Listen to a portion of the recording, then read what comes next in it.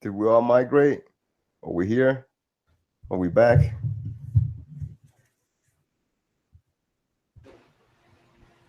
No, I guess they're gonna. I guess they're gonna get here soon enough. I don't know. Yeah, I don't know neither. I'm waiting for this fucking video getting to download. This shit's taking forever. The fuck?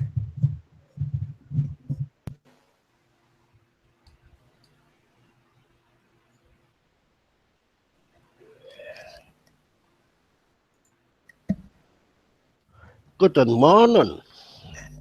Oh, that's it. Good morning. Hello. Good morning, D-Back.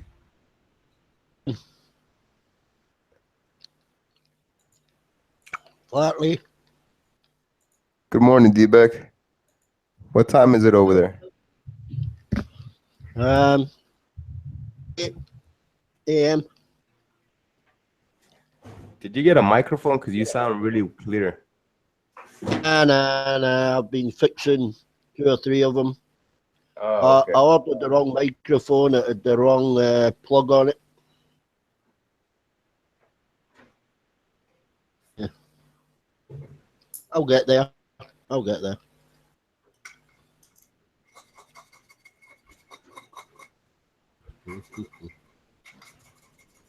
Just gonna put the. Where'd Flamingo go? Hmm? Flamingo was telling us about how he got robbed. You got to message him on the old hangout. Tell him the links on it. I think. Yeah, he left before anybody said anything. He just took off. Yeah.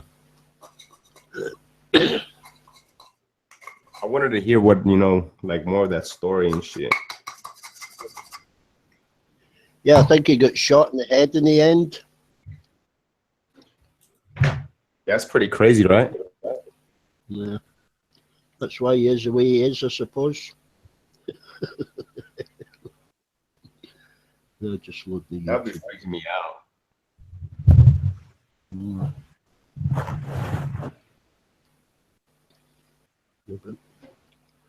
It's like one day, one of my buddies, I let him borrow my ID.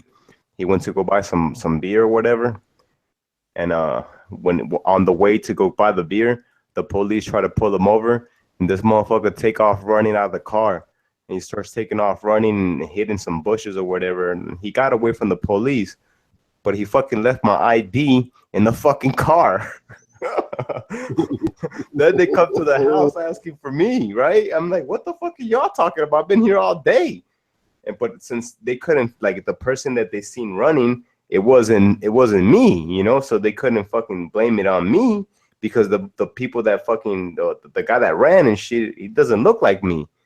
I mean, he looked like me because he was bald, but he was clean shaven and like real dark. I'm real light. So they were looking at me like, oh, well, your ID was in the car. Were you in the car with him? I'm like, did you see me in the car with him? But if you had looked like him, you could have been in a bit of trouble then. Fuck yeah. I mean, and I asked them, hey, are you gonna give me back my ID? And they're like, nah, we're gonna keep this for evidence. I'm like, what a bunch of dicks.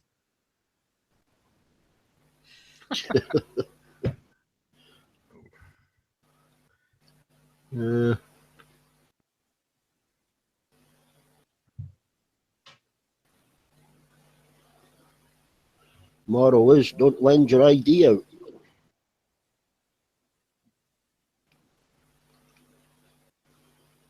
No, now I won't let nobody borrow shit. Now when they ask, hey, can I borrow? I don't got nothing.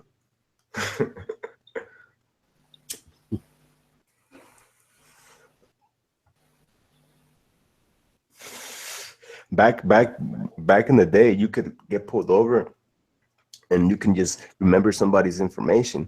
Like, oh, my name is whoop de whoop whoop, birthday 5/6/81, 1981.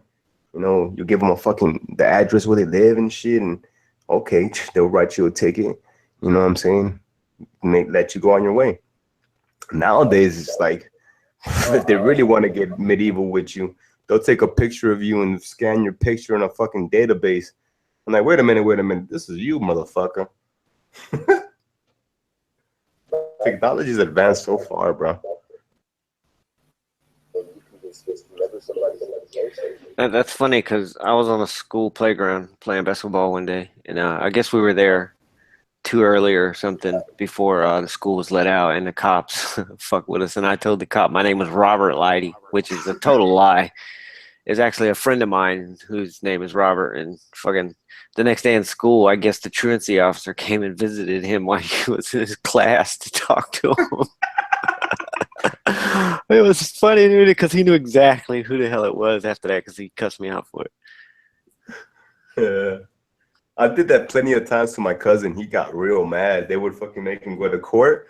But when he would go to court, they would see that ain't him and shit because they would see the footage from the police car. So they would be like, well, my cousin's real tall, like he's real tall and shit and dark skin. I'm short, you know what I'm saying? We're shorter than him and light skin. My cousin would be like, yeah, motherfucker, I see your picture there and shit. What the fuck you doing using my information? Said, you're the only one I know your information. This shit is legit. So I use you.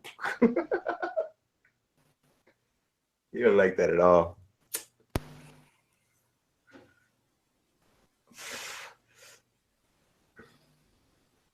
Yeah. I'm back now. Who's that?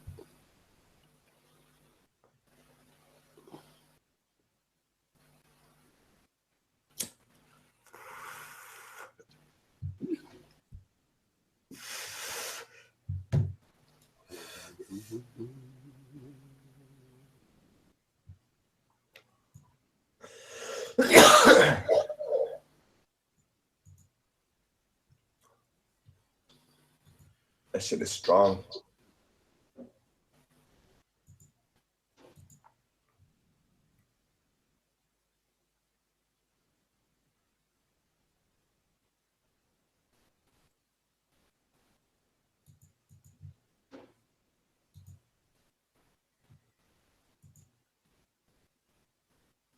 Mm-hmm. So how much time do you spend playing games, Flatley, on a PlayStation? Fuck, I just got the PlayStation, so I've just pretty much 0 hours because I haven't downloaded shit. That's the thing about fucking downloading games. It takes forever. Oh, I thought you downloaded them overnight. No, that shit's still downloading. It's like fucking 40 gigabytes for one game. What size is your hard drive then on the PS4? It came with 500 gigabyte, but I bought a 2 terabyte. All right. So I swapped it out because I know I was going to download a bunch of games, but I haven't been able to play it, so I don't know. And when I did have it, I think I played it. I got rid of one because I just didn't play it as much. I would play the PlayStation 3 maybe about an hour, 2 hours a day, if that. I'm more into I like to be on the internet, just getting information, you know, not necessarily conspiracy information, but shit that I'm into. I'm into fucking computers, you know what I'm saying? Testing fucking security shit, you know, that type of shit. That's how I get all these fucking crazy accounts and shit because, you know, well, that's what I'm into.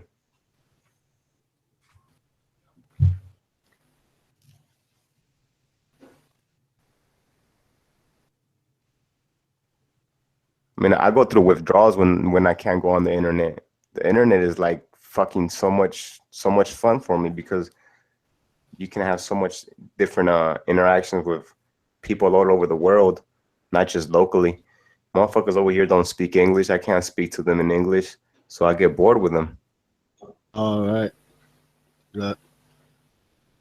Well, have you not learned the language? Oh, sí, yo hablo español perfectamente muy bien, pero lo único es que no me gusta hablarlo. I speak Spanish fluently. The only thing I just don't like speaking it. Why? I don't know. I just don't like convert. I don't like it. You know, I've spoke English for like 20 years, and then I've been here for almost 5 or 6, and I still haven't got used to being able to speak Spanish like fluently to people. It's just I don't know. I just don't like it.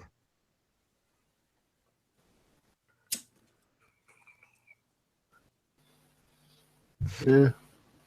When I first got here, I couldn't speak anything. Yeah, that would have been difficult. How long have you been there?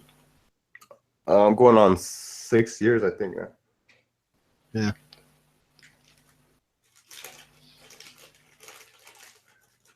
Different Spanish, though, isn't there? There's Catalan Spanish, Yorubas Spanish. So we get the All Black first, and then the Kiwi Four Nations kicks off after that.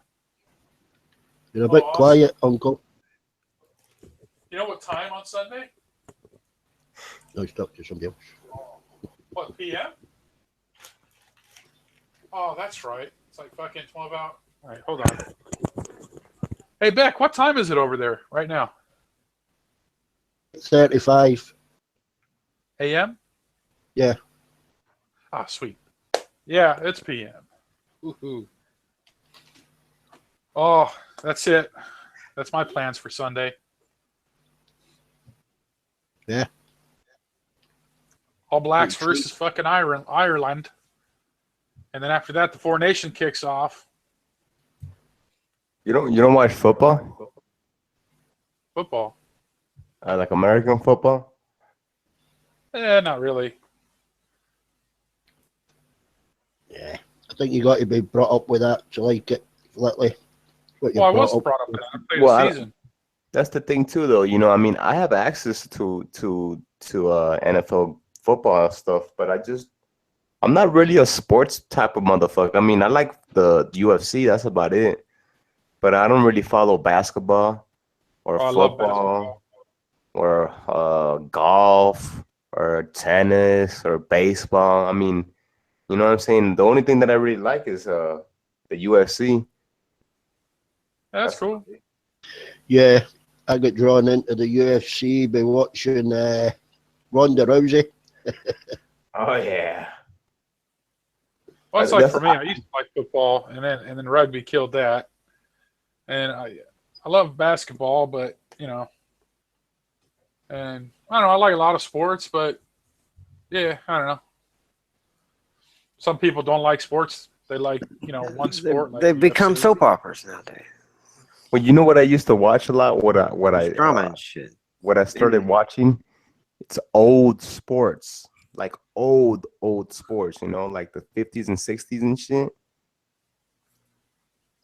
Well, yeah, that's when sports was good. Nowadays, you got football players beating on their wives, and baseball players doing steroids, and basketball players dressing like homosexuals. It's fucking weird, man. It's just weird. It's not sports anymore.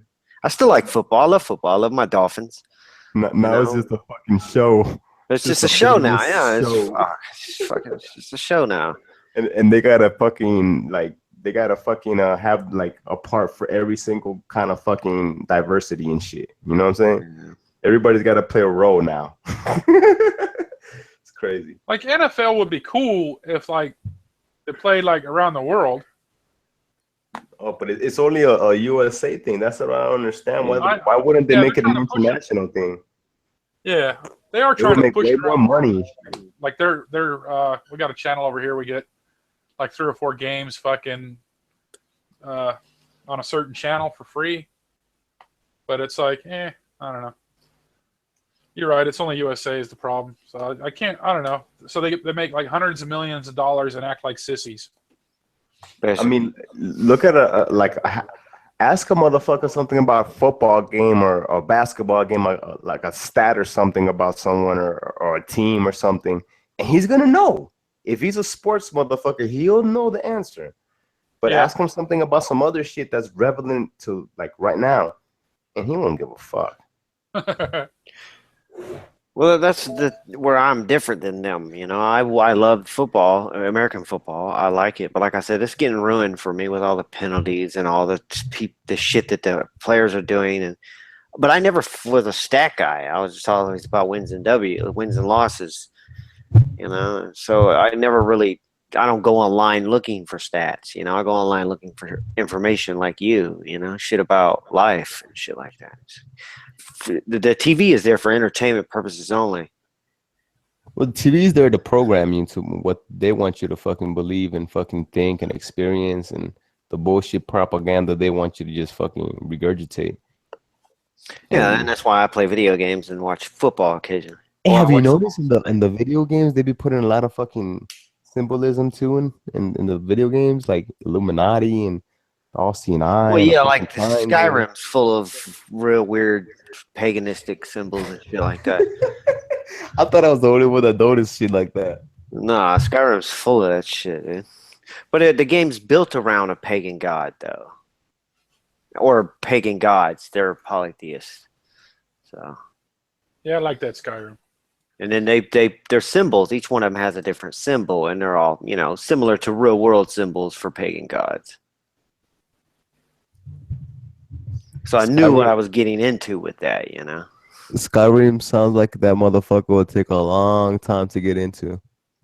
Yeah, it is a very long game. People have invested thousands of hours into it. I haven't. I'd say since when it came out, 2000 something, early 2000, I guess, 2007, maybe 8, 9, something. I played a couple hundred hours, and that's a lot for me. I couldn't play a video game that long. The game, it was addicting, man. There's a lot to do in it. A lot to do. Like we say, a lot of the shit's you repeat, rinse and repeat. But this is different. Skyrim was a little different. Yeah, it's still the same concept, going into a dungeon, killing a boss. But the thing of it was, it's not the same dungeon over and over again, like in Destiny. Oh yeah, Destiny just fucking the same bullshit over. The other thing I like about it too is kind of sandboxy too. So yeah, and you can do whatever you want, like in Grand Theft Auto. Crafting shit, you go out hunting for leather. Yeah, you that's the type of games that I'm into. Down deers and... Well, you would have loved Skyrim then. Skyrim, you don't even have to ever play the main story ever, and still put hundreds of hours into that game, just fucking with your character. See, I'm into just like walking around and doing my own thing. Yeah. Oh, you can do that. Yeah. The thing about Skyrim though, there's no guns. I'm cool with that. That's why I want to play that Fallout 4. That's all right. Have you guys ever played that one game called it was like a PlayStation game, I think. It was like a fucking demon or something, like this green motherfucker that used to steal people's souls or some shit. What was the name of it? Soul Stealer? No, not Soul Stealer, but it was something with soul. I think it's Soul Raven or Raven. Yeah. I think I know what you're talking about. They made two games. Yeah, man, that was a fucking awesome ass game, bro. Yeah, I know exactly. Was that on the PlayStation or?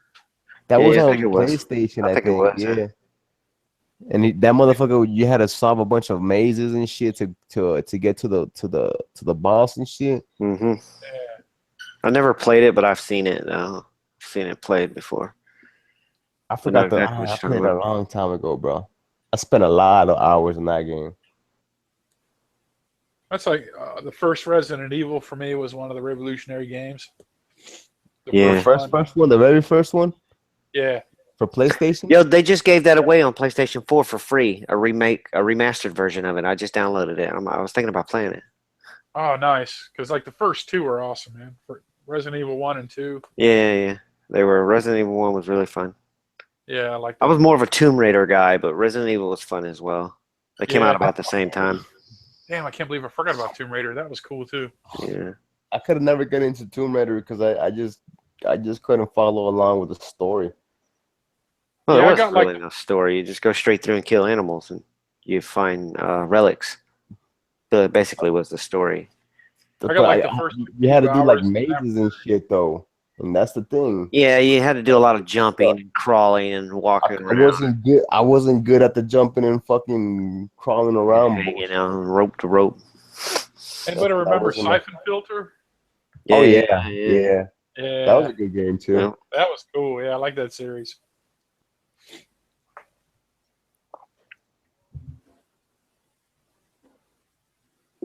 Yeah, I'm a video game nerd. I've always played video games for as long as I can remember, since Mario.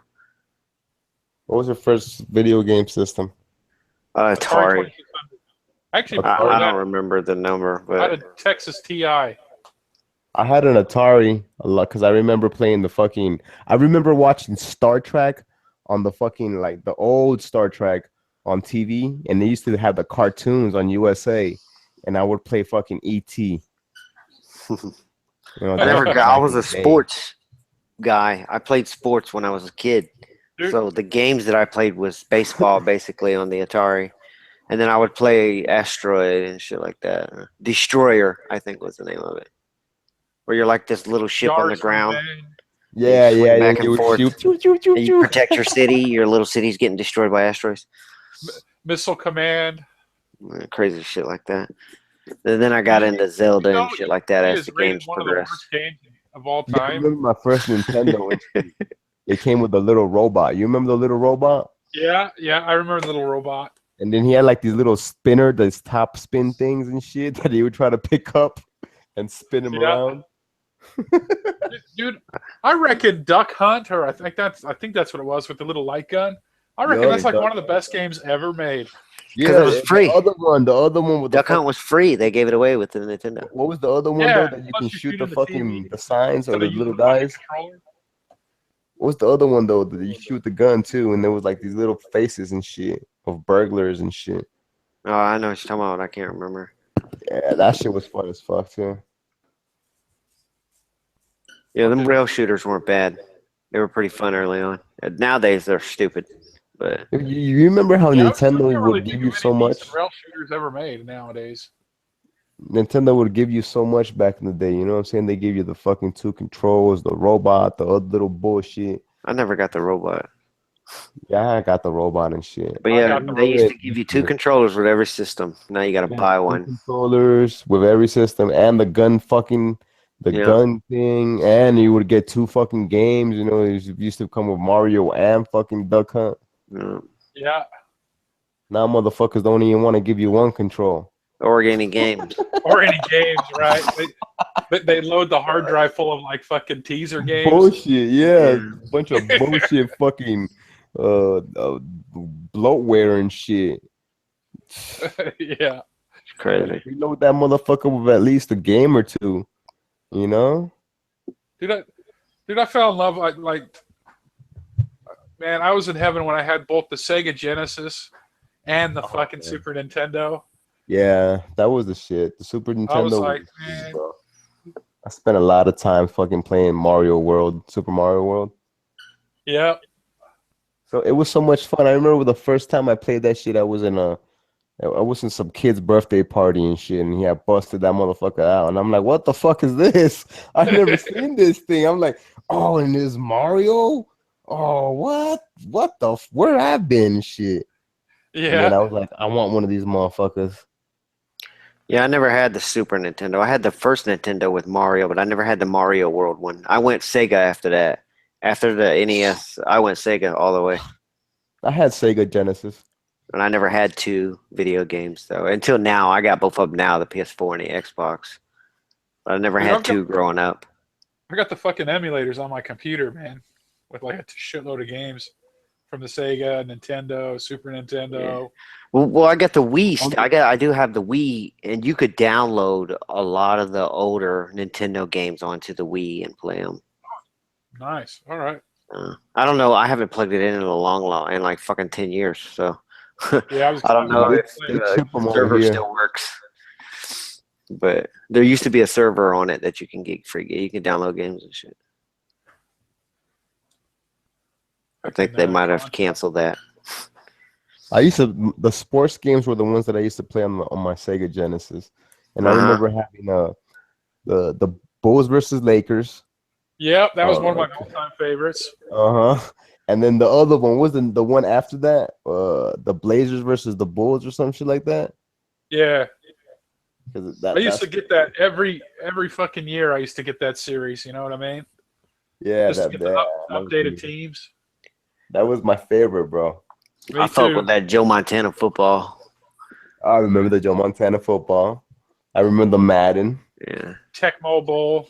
Yeah, Tecmo Bowl was my favorite game, probably all time Yeah. growing up. Me too. That's why I mentioned it. I was like, one of the best football But games Super ever. Nintendo was so much fun, bro. Yeah. Dude, you know one of the best games too was that it was what the hell was it called? RC Pro-Rammer, I think it was. Oh yeah. Even for the Nintendo Right. and shit. Tried to pick up the missile launchers and shit. Yeah, it was hard, bro, because that shit was like those motherfucking cars would just go real quick, and then as it progressed, like the Racetracks would fucking juice up, like turn into ice rinks and fucking yeah, man, outer that shit would get space and harder. shit. But my favorite was Super Off Road. Oh yeah, You fucking remember that? yeah. That shit was so much fun, man. In the arcade, that shit was fucking the bomb. Y'all ever play Yeah. a helicopter game called Soviet Strike? Yeah. I Where you played was some. just a little helicopter and you roved over a little map and you blew up fucking tanks and that was a fun game. That was a fun fucking game, boy. Yeah, played yeah. that I shit like for the power hours. ups on it, bro. The power ups were cool. That shit was fun. I remember Akari Warriors, where you had the joystick and the shoot button, but also you twisted the joystick because your guy was like on a turret pivot. So you're like fucking Rambo, fucking walk around with your M60, and you'd like you could walk to the right, but be fucking shooting left and right and up and down the screen while you're moving just one direction, and it's fucking crazy that game. Did you ever get into any of them JRPGs? Oh yeah, oh Like yeah, Final Fantasy VII, shit like that. best game ever made. Yeah, that's what a lot of people say. I thought it was really, really fun, but I don't know about the best game ever made. I don't like the combat of a JRPG. I mean, it's cool, but I don't. I Well, just, yeah, I was gonna say I think the problem with Final Fantasy VII Onward is that's when like the bosses took like a fucking hour long. Like Yeah. you just as the game got more and more, the longer the bosses would fight because you hit them once, they hit you. You gotta you gotta heal up, and then fucking hit again, and it just it's repetitive. I agree. Like I used to play the Dragon Warrior series, man, and all sorts of like the fucking Chrono Trigger and yeah. Well, Final Fantasy VII was really the only one I ever played. I played Final Fantasy X, but I never got into it. yeah. I beat Final Fantasy VII though. That was like I never beat 8 I don't or know. 9, but I beat 7 and 10, and that was it. Really, haven't you played. say any since 7 then. was the best. I've heard people say 10 was the best. And Well, 7 10's was just like a great game, but 10 was the 10 was best. cool. 10 was cool because it's kind of linear. Yeah, and it had that and level it's up not- system shit. Yeah, and it's Yeah. straightforward too.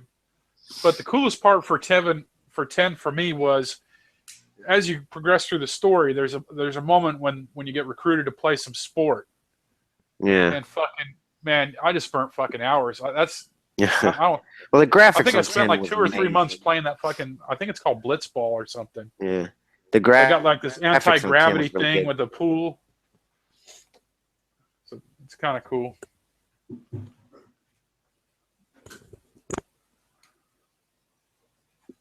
Yeah, so if you play Final Fantasy X, just get to that fucking sports part, and that's pretty much as far as a lot of my friends even got. After that, it just became Final Fantasy Blitzball.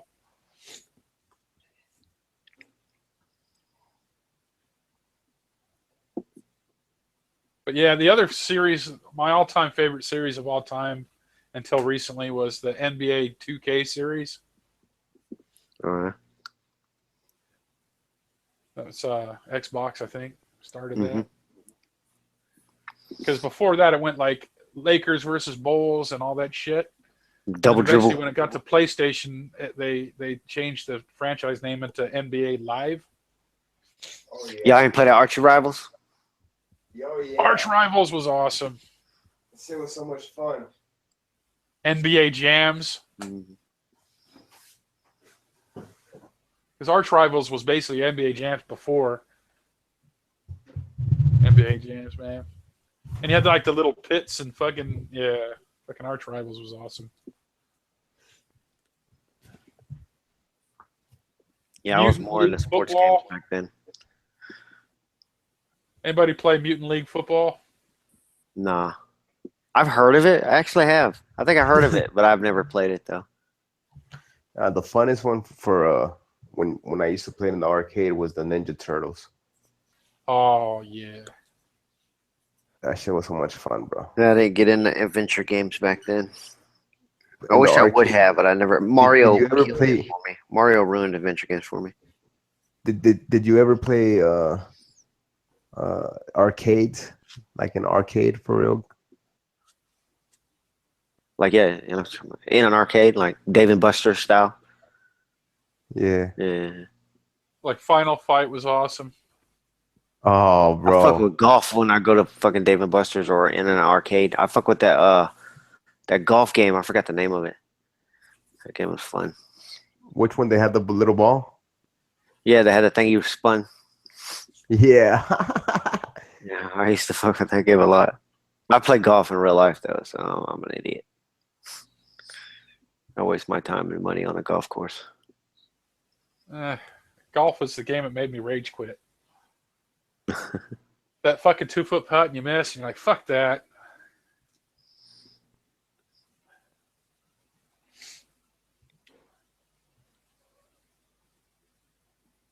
I think that's what my problem with golf was. Especially on a video game, I never missed no 2-foot putt. I was always top of the leaderboard, especially online, like Tiger Woods. Fuck, I was one of the best in that game. Well, the game was real easy once you I got never the had- base. Yeah. Once you got the hang of it, you can Yeah. hole out from fucking the fairway, hit hole in ones. I actually enjoyed that golf game. Yeah, it was all It was about pretty math. sweet. If you could do math, if you figured out the math, you broke the game. That was just, if you missed, it was unlucky. I mean, where it wasn't unlucky, it was pure luck that you missed. Because if you did the math right, the ball would go in the hole.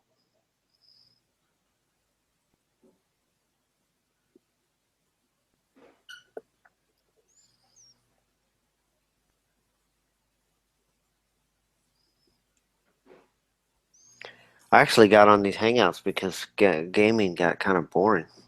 Like I just bought that Skyrim, but I don't know. I play it every now and then. Yeah, same. Like I played it hard out at first, and then I haven't really touched it for a few weeks now. I remember when Skyrim first came out, I fucking would have divorced my wife if she would have asked me to.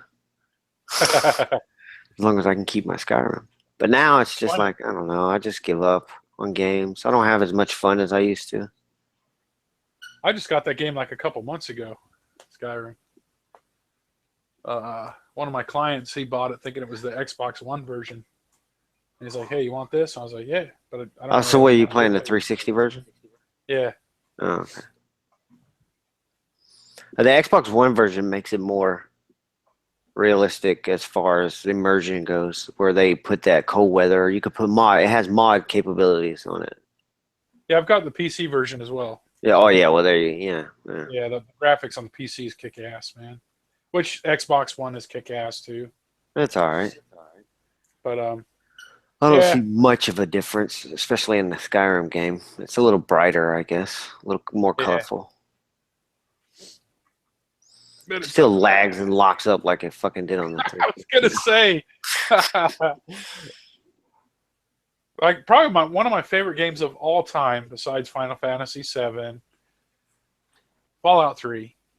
When I played that, it was like, oh, this is everything I want, because I did like the JRPG shit, and I did like some of the other games. And I'm like, man, if you could just combine the genre a little bit, Yeah, take a and little that's bit of basically coolness what from it is. That's what it is. Yeah, They it was combined it perfect for me. I with was the like, VATS blow system. shit up, and I get to fucking build characters. And that was Yeah. And Yeah, it's Fallout 4 is sandbox. not bad. It's pretty fun. Yeah, I haven't I'm looking beat it forward yet, to that. though. But I've had it since the day it came out, and I still haven't beat it. I just got bored because I stopped doing the missions and started building my little city and shit. Yep. That's probably what I was thinking. I get all doing the building shit. And Yeah, well, once you do burn that, out. you end up spending 2-3 weeks doing that, and you're like, fuck, I don't want to play the game no more. But I still haven't beat it. Yeah. Like I never beat Vegas. I went from 3, and then I remember getting all excited about Fallout Vegas. Got it. Played through like I don't know until I got to the actual casino, and then I was like, man, Oh, you got tired of it. Kinda I sucks. beat Vegas a couple times. oh yeah.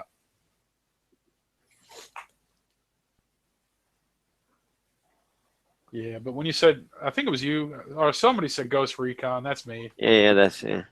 You ever played SOCOM for the PlayStation? Yeah. Yeah, Yeah. SOCOM was my game, man. That's the game I Yeah. enjoyed. I never liked Call of Duty, not even the very first one. I like the immersion at like the start of Call of Duty, and then you get playing it, and it's just nonstop, like just mindless, shoot, mindlessly, fucking just battlefield.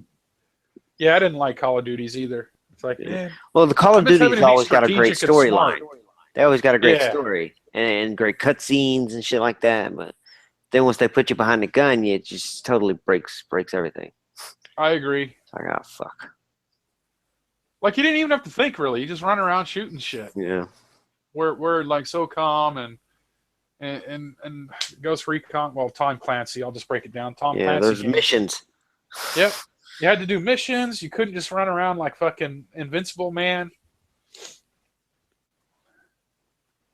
Like I remember playing, SOCOM and stuff, and man, and you always just kind of like get the shit-eating grin. Like that's what I loved about Ghost Recon was like calling in the tanks and then being like, wait, I get to call in the fucking airplanes and dropping missiles on. Yeah, that was awesome.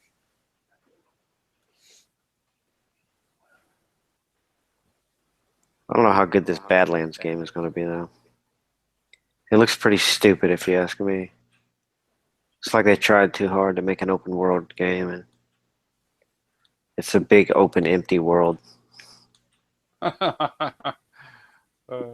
From what I've seen, I've only seen the beta, though, so I'm pretty sure they're going to add a lot more in before they release it. But I mean, it's Tom Clancy. It's third person. It's going to be decent, but I think it's just too big. Too open. We don't need all that. Just give us a good game, good Tom Clancy game where we can go shoot each other, Yeah. and the story would be mission, and the missions be like optional. You can go do that if you want to. But I like the Tom Clancy games for online play. I didn't really care about the story too much. I liked them because of the online play. So That's why I don't like Call of Duty, because it's whoever's on the most fucking Ritalin is going to win, or Adderall. Yeah. If you're 13 and you're on Adderall, you're a fucking beast at that game. There's one game that people were playing. I forgot what it's called though, and I was thinking about giving it a go. And they said it's like ultra realistic. I wish I remembered, but I forgot. So I was watching a YouTube stream of some dudes playing it. It was kind of hardcore, man. It was like, holy shit. Like, they'd be getting shot at, not knowing where the fuck they're at. And I was like, man, see, now that's fucking hardcore. Is it called Into the Badlands? This game you're talking about? Yeah. Yeah, I've never heard of it, so I'm checking it out now. Oh, no, wait a minute. We're talking about Tom Clancy? Yeah. No, it's Wildlands.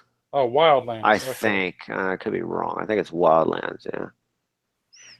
Like I said, Siege disappointed me, so. Yeah, Siege did disappoint me. But Wildlands is basically, you have a base of operations or whatever, and you get missions from there, and then you go to these little towns, and you collect intel, and then on a bad guy, and then you go find a bad guy in a compound held up somewhere, and you kill him, or you extract him, and then you just go back to the boo, and you get another mission, and you use the same map. You know what I mean? You don't go for like linear. It's not linear. You use a big open world map like Grand Theft Auto, and it's just like Grand Theft Auto basically. Yeah, I'm looking at the screenshot. Well, I guess I don't know. I'm just looking at like random pictures, and some of it looks cool, man. Yeah, I think it's But Bogota it's is where you're all at or pictures. something like that. Yeah, it looks like it's a lot of eye candy because a lot of the pictures is E3 pictures. So Yeah, of course it's eye candy. yeah, so E3 they always juice up shit, and then you get to Yeah. play Well, the you game. could look on YouTube for people that's played the beta, and Yeah. you'll see it's a little it's a little bland right now. It's kind of empty, but it's just a beta, so they probably only threw a couple missions on there. But they really need to repopulate the place for it to be, you know. Now, I understand Bogota is not a big bustling city. You know, it's kind of jungle or countryside, like forest and shit, right? Mountains. Yeah. Yeah, it'll be interesting to see with the final product. Though I didn't. Yeah.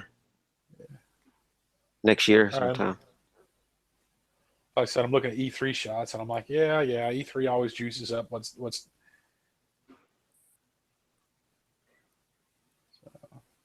and then beta is like, well, yeah, but and then if it's an open sandbox game like that, and then you're how long is it gonna like? It might have a fucking a decent launch, and then people start saying, well, this sucks, and it drops off. Well, it's faster than short. shit. You know, people are going to be like, Yeah. well, I finished it in 2 days. You know, now there's nothing to do but go around and collect intel and kill bad guys that respawn. Yeah. Like You I don't know. But I don't know. What do you think about that Counter-Strike series? I've never played it, but I've watched it on Twitch a few times. Yeah. I take that back. I think I played it on a PC a long time ago, like when it was old Counter-Strike, like I don't know. It was different, but it was similar to Counter-Strike. I think it was actually called Counter-Strike, but no, it was called Half-Life or some shit. Or if it Oh, wasn't okay. Half-Life was kick-ass, man. It was something similar to that, I think. But That's a game I wish they'd just fucking, make the third one yeah, and fucking make it where, online as well. It was so gutting that, oh, what? 1 and 2, that's it? And number 2 is a masterpiece? but And then, Counter-Strike is just another Call of Duty type game to me. yeah.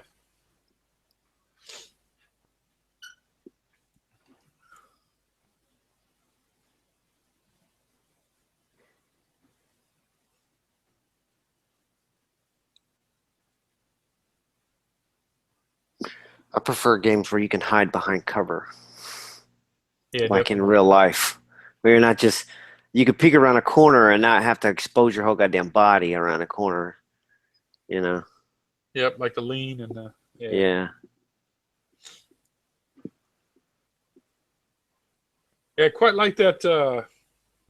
What the hell was it called? Some sci-fi shooter game. Gears of War. Yeah. That was kind of cool, but that's more co-op, story-driven game. But it was Yeah, cool yeah. because it was all about getting the cover.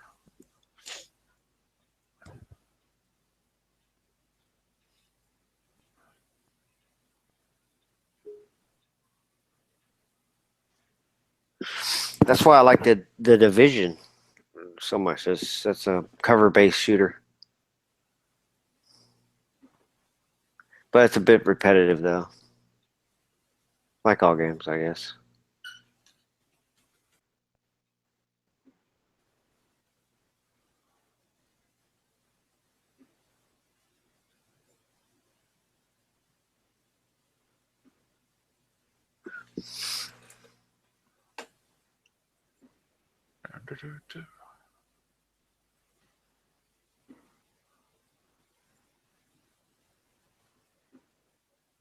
Huh.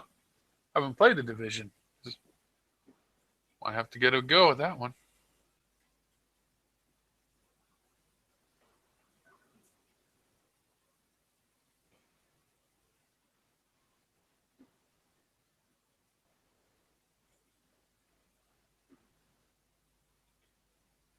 Huh. Fucking Division looks mean, actually.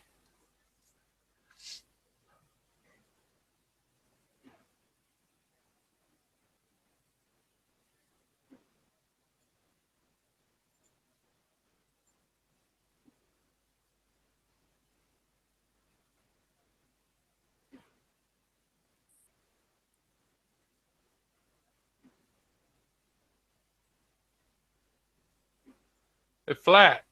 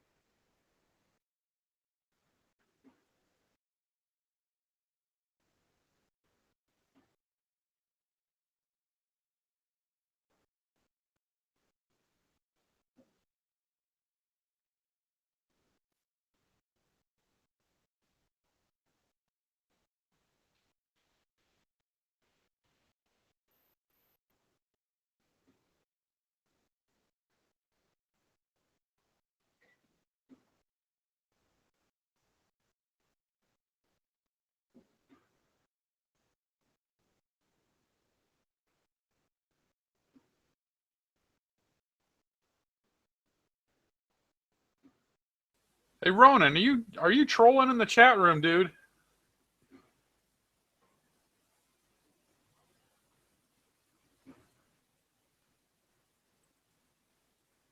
Huh?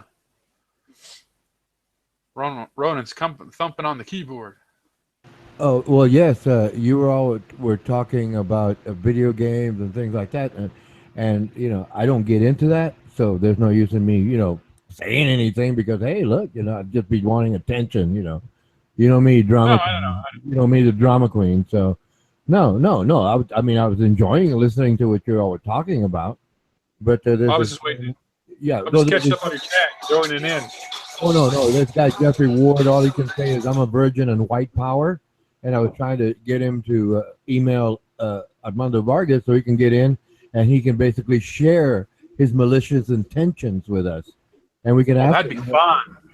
Oh yeah, like I said, I want those people in here, but they think we're gonna. Oh, you're wrong because you're a racist. No, the Christians here are wrong, the Muslims are wrong, the pedophiles here are wrong. Yeah, they're all wrong. I just want to ask you questions and basically have you brag about your platform, which is just hatred, oppression, and stuff like that. And like they're KKK, right? And they're Christians and they love Jesus. And I want to ask them the question. Okay, the Nazis and the KKK hate the Jews. They hate them. They've killed them. We've got the history to prove it, right? I'm sure no one can deny that. It's not a conspiracy. Okay, it's not. It's not. It's really true. But what I want to ask this gentleman, because he's basically got an avatar with a Klansman in a burqa. Yeah. I was fucking around with them earlier. Yeah, the Klansman in a burqa. Well, you get the joke, burqa.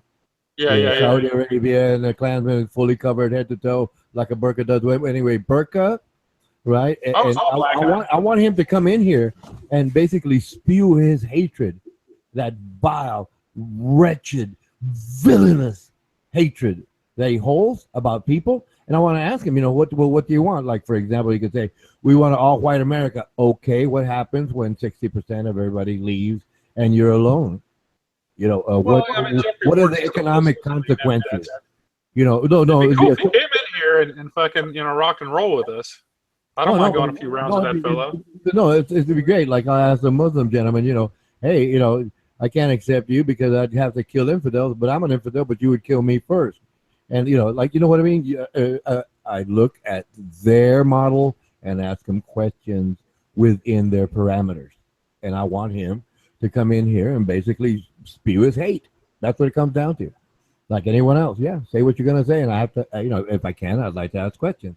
Yeah, I won't get through to that part, obviously. But it'll be just great fun to have all sorts of people in here. And he just happens to be, of a certain position. Okay, I could respect that. I just want to know, like I said, what his malicious intentions are.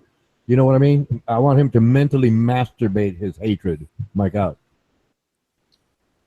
Yeah, man, that'd be fun. I mean, that's what we need. We need a few new guns with different perspectives that we can fight over. Well, no. They want to hate. I want to ask questions. That's okay. Just, well, they want to hate. I want to have a go with them. No, they neither of us win. I don't win. They win if I yield to that and start calling them, you're just a racist, and he's gonna call names. I'm gonna call names. Nothing gets done. Nothing gets done. Right, but I want him. It does get done. It's fun. Right. But see, I don't want to do that because everyone else is gonna be taking, the mic and doing that for me. But I don't want to say those things. I want to ask questions. Who I would love to have in here, man? I'd love to have John and fucking that Lysurge guy. Oh yeah. That would be. I just sit back. Yeah. Make me a cup of tea. Sit back, let those two duke it out. Yes, Lysurge, John, and this gentleman, Jeffrey Ward. I think it'd be a great chat. I think it would be a great chat. Lysurge with his socialist. Oh no, you're wrong, and then them with their we hate. And basically they're basically the same type person. Autocrats. It'd be great. Yeah, Lysurge. Yeah. And I want Lysurge to come in here and basically troll Jay Tudor. Mike out. Yeah, that'd be fucking awesome. I mean, God, he goes in there and he just talks a lot of fact or opinions and combines fact with opinions and yeah. and always backs down every time you want to engage him. As far as like, hey, you're talking shit about chess. Why don't you have a go? And he always finds an excuse. Oh, well, why don't you get on the mic? Yeah, instead of typing like a fucking wall of text all the time. No, he can avoid us. He can avoid us that way. He'll just word salad around and say, "Well, you don't know what you're talking about." You know his condescending manners, right? It's like, well, no, you don't. It's like he's giving us a break. Really, he's giving us a break. And I've been sitting around all the time waiting for him to come in. Of course, I'm on break. I'm waiting for him to come in. Who I actually miss that everybody hates? I miss Down Corner, dude. He cracks me up every time. It's like, dude. And people take shit so personal. It's like, man. Yeah, so he's okay. The internet, you're going to be called whatever, and if you can't, he's okay until he starts sniping. Yeah, that part sucks. Yeah. Yeah, that's about the only thing that would, like prompt me to ask Armando Vargas to ban him, because like if he's gonna snipe us, I mean, yes, he's funny, he's hilarious, yes. He's so-called stating the obvious as he goes. Fine, great, it's funny, I agree, blah.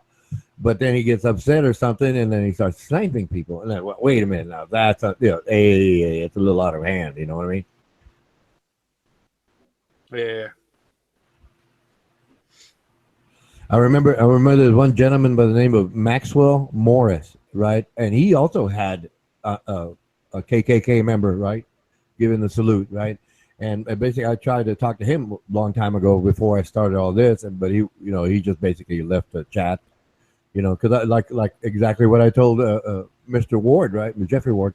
I want you to share your ideas and your malicious intentions with it. I want to hear that. I want you to be proud of who you are. Be proud of that. Because I made up a line: "Racist cowards matter." It's a good one. It's a good one. I know that was months ago, right? And I'd use it here and there, blah blah. But I use it today again. Racist. That's what he is. He's a coward. It's like I met this Arab gentleman, a Muslim, hardcore Muslim. And I asked him a direct question that I've asked all of them, what does your Quran say about infidels? And then this gentleman, he was upright. He says, we kill them. I said, you have my respect. And I typed that in. You have my respect. He's not like this gentleman, a racist coward. If he's a racist, comes in here and yeah, white power. I believe in it. And well, why do you believe in it? What are your intentions? And I want him just to talk. And like that other Muslim gentleman, I don't know if he'll come on. It's been maybe, 8-10 months, and I want him to come in here and say this: we will kill you, infidels. We will kill you. Why? Because our Quran says you're okay. Your religion says to kill infidels. Yes. Oh, okay.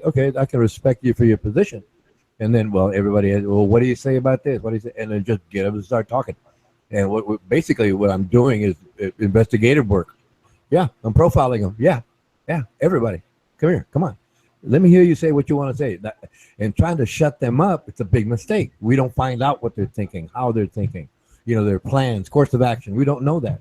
And this is just a good way to do it. And I'm obviously, I just told you what I'm doing, so you don't need to figure anything out. But the whole idea is that we all get to know what these people are thinking, because they think differently. Like each one of you thinks differently. We're from all over the world. Yeah, see, and I realized it. So like, oh, okay, sure. What do you think? What do you think? Oh, okay. Well, I disagree or I agree. Here and there, I'll agree with somebody because some of their platform does have valid points. I'm not disagreeing with that. I'm not telling them you're wrong altogether. No. I want to know. And it's like if this gentleman here wants to come in and so-called man up. That'd be great. Same thing with Lysurge. That'd be great. Like it's great either way because we get to find out what they're thinking, how they're thinking, and if anything, they get it out, we get to know about it. So, hey, I don't have to shop where they go. I really don't. I want them to tell me, oh, my father owns such and such a store. He lives here. Here's his address. Here's his PIN number. Here's his account. Here's his credit card. And I want nothing to do with it. That's the punchline. I will not yield to their attitudes. I will be no better. That's why I ask you a question. That's why I keep asking them questions. Good, bad, or indifferent. I don't care. Hey, let's go. Come here. Tell me. I want to know. Can you explain it? Well, yeah, but see, the idea that they would parade who they are, that's the kind of man I can respect. We disagree in principle, obviously. Well, in this case, we disagree in principle. Yeah, that's fine. But like I said, just give me the addresses of everybody, bank account numbers, everything, and I have nothing to do with it. I will avoid where he goes. I will avoid spending my money where they would take advantage of me, even though the sign says "Welcome, welcome, welcome all." No, no. Let's just be honest about it. If you're racist, fine. You go over there. I stay over here. I'm an American. You're an American. You got your land over there. I got my land over here. I won't go over there because you want to hurt me. Okay. At least I know what you're thinking. Like out. Yeah, man. That's like the other thing. People take shit personal as. Cracks me up. All the hypocrisy that happens. Oh yeah. Oh yeah. No, like no. John today was in a fucked up mood. It was funny. I was cracking up, but he was just trolling, really. Oh yeah. It's kind of funny if it wasn't so scary, right? For it being all too real. But like the idea is like I'm not afraid. I'm not afraid of that.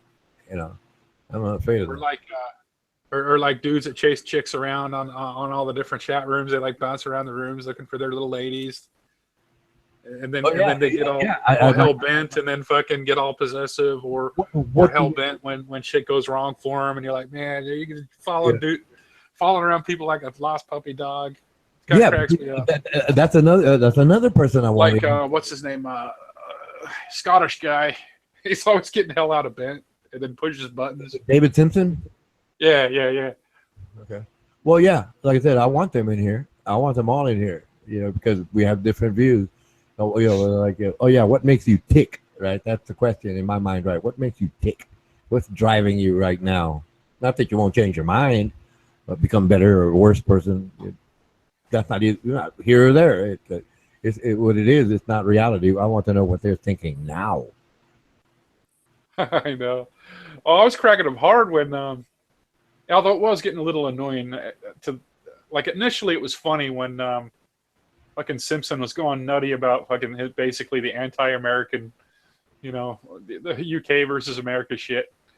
And it started off funny, but then it just kept going on and on about it and repeating, rinse, repeat. Anytime somebody tried to address a new point of view of the same topic, to add in a variable, he would go straight back to the beginning of the Reaganomics.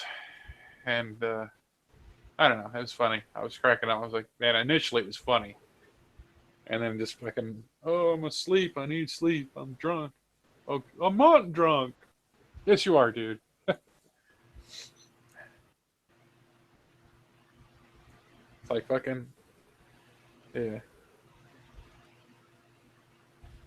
Actually, I remember Tom was busting his balls the other day, yesterday. Tom, my apologies. Tom, who's Tom, please? Oh, okay.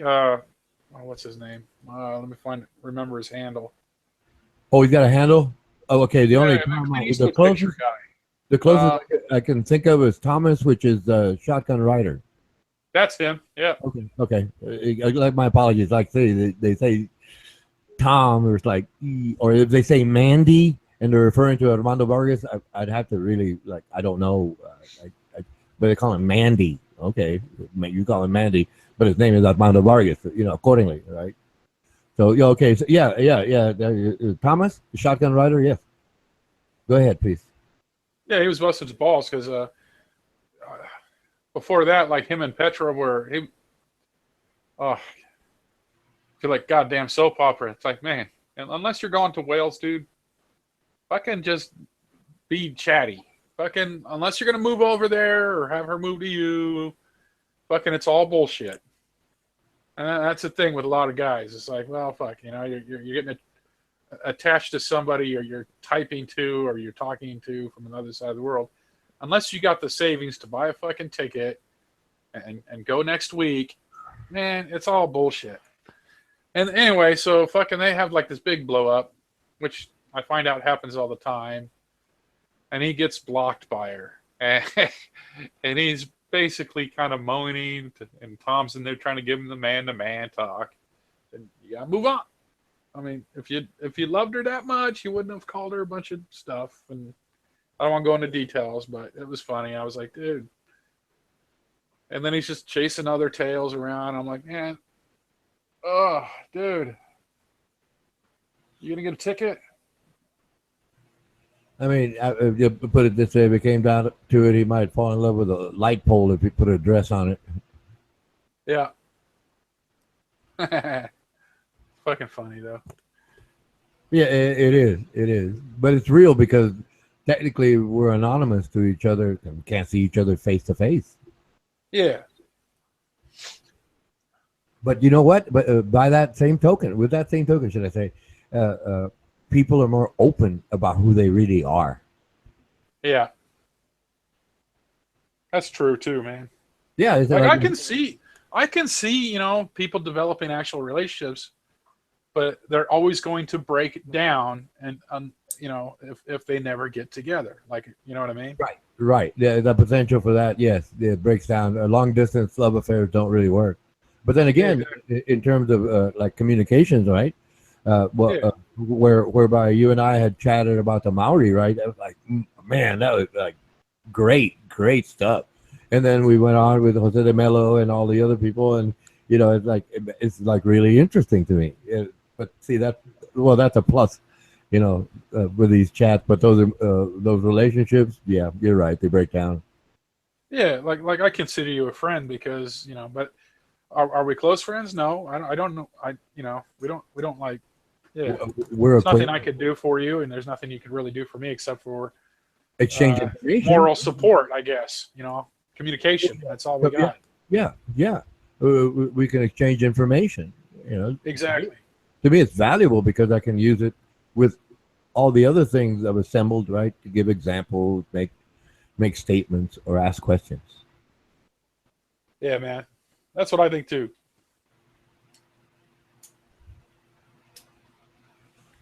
You know, I'm not trying to be offensive to you or anyone, but I had this policy most of my life is that I call no one friend.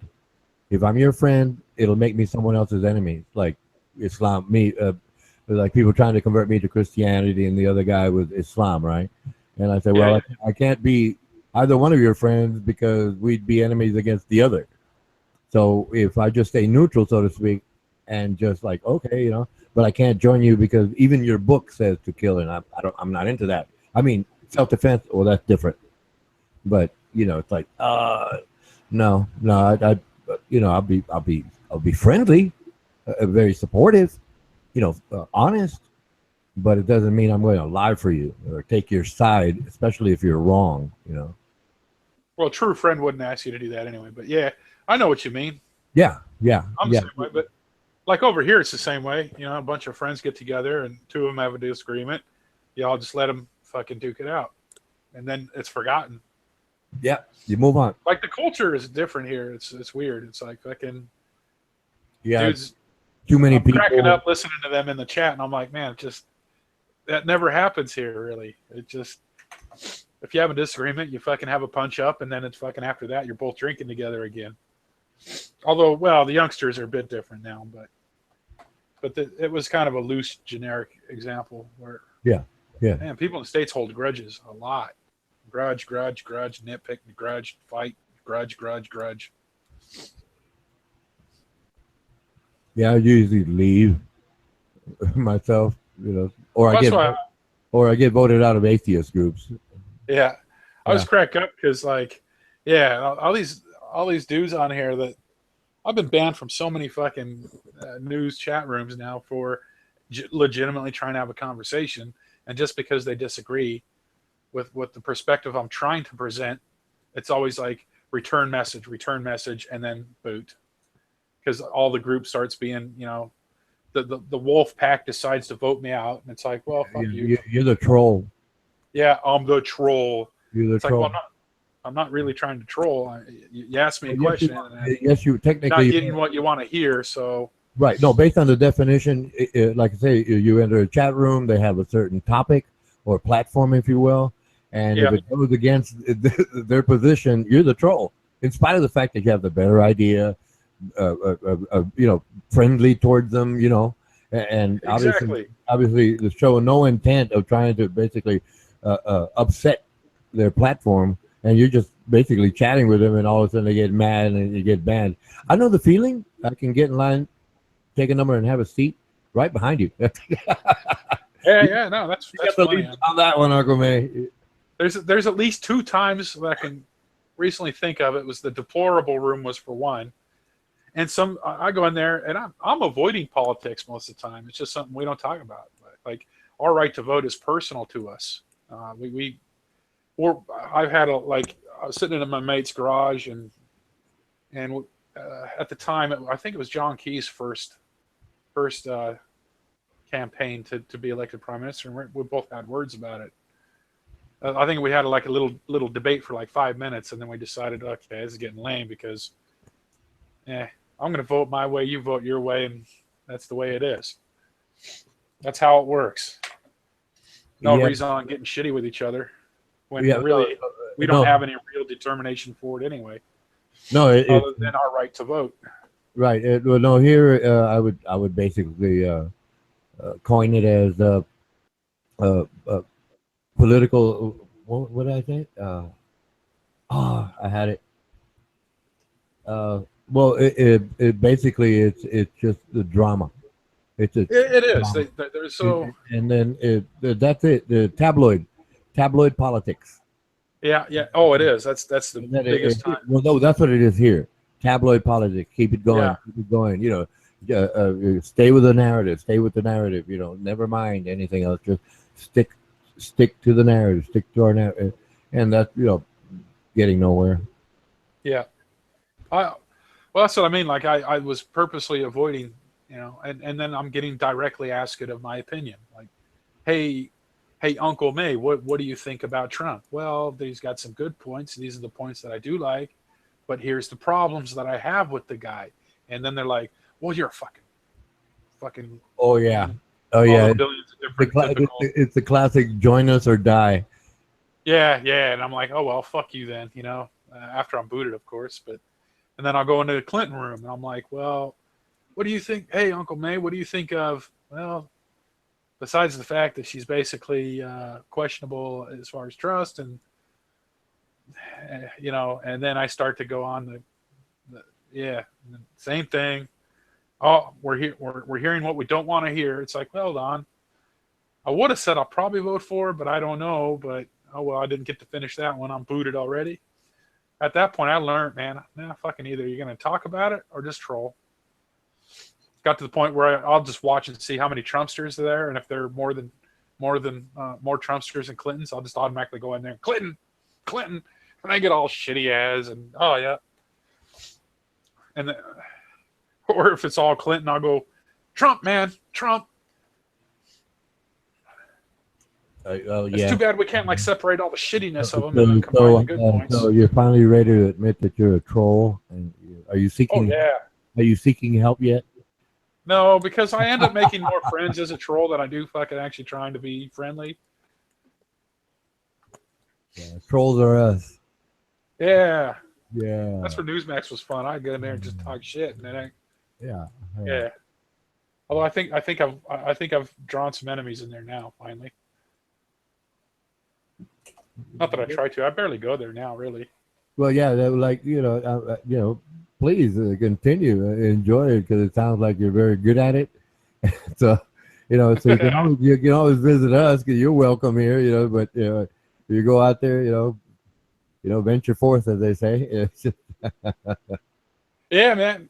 Well, that's a funny thing is I have a hard time trolling because it's just against everything I am. And then especially becoming a Kiwi is like, we don't really, if it's political, tabloidy, celebrity shit, we just don't. Hey, did you see the game the other day? Yeah, sweet, we won. Or, oh, it sucked, we lost, man. What fucking clowns. And then it's pretty much move on. Yeah.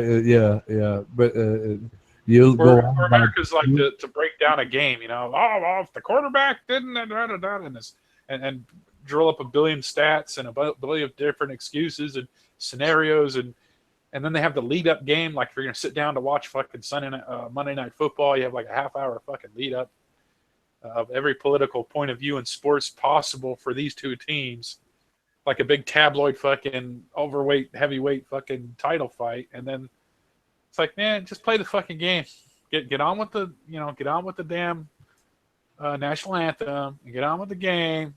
Shut up about stats and who said what and who did what and who got arrested, whatever. Who gives a shit? I'm here to be entertained. Mike out, by the way. No, you're doing fine. Please continue. Please continue. I don't know what more to say about that. It's like I said, it takes all day. Like I can't watch gridiron or football, American football anymore unless I've recorded it so I have access to fast forward. It just drives me nuts. Commercial after commercial. Fucking someone threw the ball out of bounds, no didn't catch it, so the clock stops. They have to move the chains once there's a first down. But even that's not too bad. It's the fucking breakdown of the game and the commercials and oh my God, it's like, man, it takes you guys all fucking day to play one game. In rugby, it's pretty much 40 minutes, half, okay, half 15-minute rest. Okay, they get out another 40 minutes. So when the referee calls a penalty in rugby, the clock doesn't stop. It's like, oh, you two had a punch up. You got the yellow card. That dude has to go to the blood bin, so he gets fucking stitches and tape. Back on the field he goes. Okay, keep the game going. Well, I'd like to ask some detail about the game of rugby, if I may, please. Oh yeah. Okay. Is it similar to the yellow card, red card in soccer? Yeah. Okay, so what does the yellow card designate?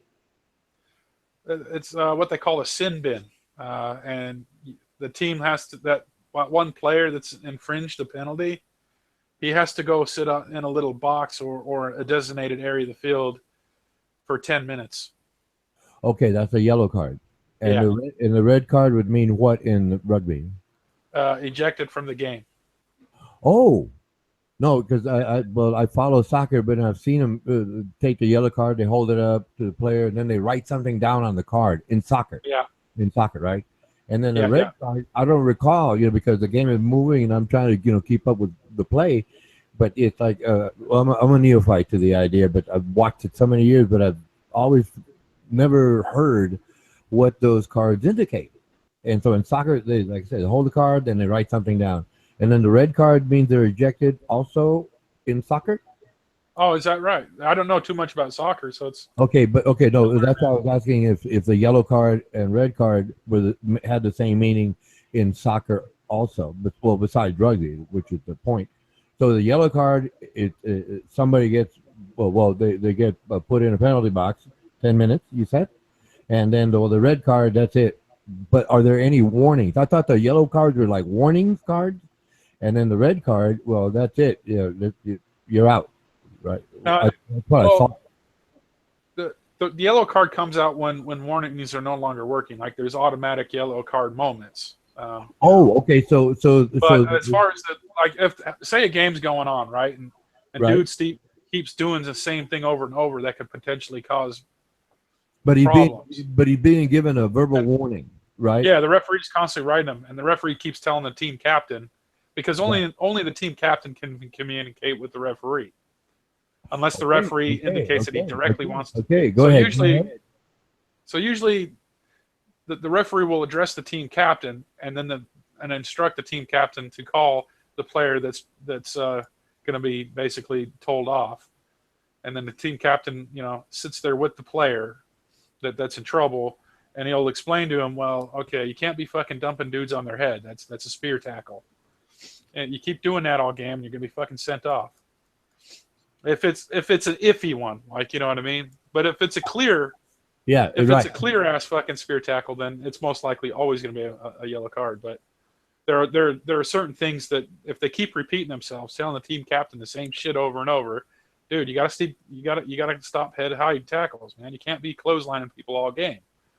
And and then after about third or fourth time, okay, fuck you, yellow card, sit out for 10 minutes. And no, there's no replacement off the bench, so they start playing a player short. Oh. So when your player gets sent off, you got to play shorthanded. Yeah. So if let's say this person. Okay, so it's as I understand it, up to they're called referees. Are they called referees in the game? Yeah, I'm calling them that. I'm basically. Or umpires, I don't know. I'm putting them in languages, Well, no, I'd like to know what they call them there in the game of Well, I rugby. call them referees. I don't give a shit what they're officially called. Oh, they've got to have some kind of official book. Anyway, the point being, it's up to the referee's discretion, right? Like it might be an iffy, so he can let it go. But when he sees a pattern, he can give warnings. Then if it gets worse, escalates, then he issues the yellow card. Yeah. Okay, so let's say it's within the first half, right? It gets issued the yellow card, second yellow card, third yellow card for the one player. I won't even get to that. If he's already been yellow carded, he doesn't. Okay, so it's, I remember maybe 2 yellow cards, and then the red card. So in the second half, does the team play one player short? If it's ejected, the is it team for the plays half or the whole game? Well, if it's a red card, yeah, you're shorthanded for the rest of the time. Oh yeah, I like that rule. Yeah, it is. I like it. There's a lot of honor in rugby because, like, yeah, if you get sent off in any way, you're costing your own team to be shorthanded. Right. And it's a very endurance game. Like in American football, it's explosive. You know, when the ball gets hiked, you have I think an average play is about 7 seconds or something. Yeah, something like that. So dudes are blocking each other, and the quarterback's scrambling, and the running backs and the wide receivers are doing their shit. That you're at a full sprint for like 7 seconds flat until someone gets tackled or incomplete pass or whatever, and then you sit around for 30 seconds trying to decide what each other's teams are going to do. The coaches send out signals and stuff. So it's a different kind of game because it's a different kind of physicality. Where rugby, it's endurance because the clock don't stop. If someone gets tackled, you don't stop. You try to get the ball from the guy. You know, so yeah. Well, I've seen some. And then the player has to release the ball, and then his teammate can play at the ball unless the other team gets the ball. Endurance. So, it's in straight. So, yeah, the game don't stop every time somebody gets tackled. It's just pretty much. Yeah, that's one thing I admired about it. Well, I just saw like short clips. It's like really, and they just keep moving. You got to have that endurance. Yes. Yeah, it's kind of like rugby's kind of like a mix of soccer with the physicality of wrestling and tackling. Yes, well put. Yeah, and the reason why I say that is because, like a gridiron, everybody can block, right? So you're protecting the guy with the ball. You have an offensive lineman. You have a fullback that can carry the ball, but he's usually the blocker for the running back to blast a hole from the secondary, usually the linebackers. Where in in rugby, you can't. It's called shepherding. You can't block your teammate. Like you can't block the defense from getting to the ball carrier. So you can't throw the ball forward in rugby. So all passes have to be backwards.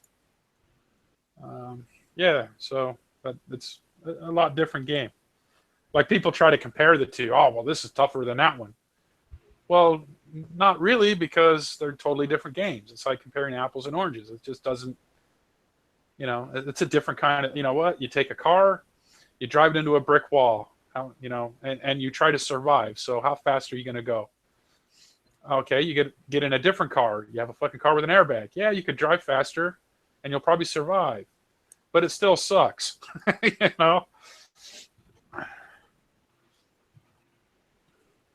Like, I hate it when they try to compare it.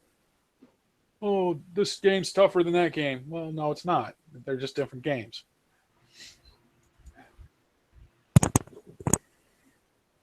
Although if I had to argue it, if I really had to take sides, rugby's tougher. Yes, it'd be pretty hard to match a gridiron team against a rugby team and have them play one way or the other. But in terms of endurance, I have to hand it to rugby.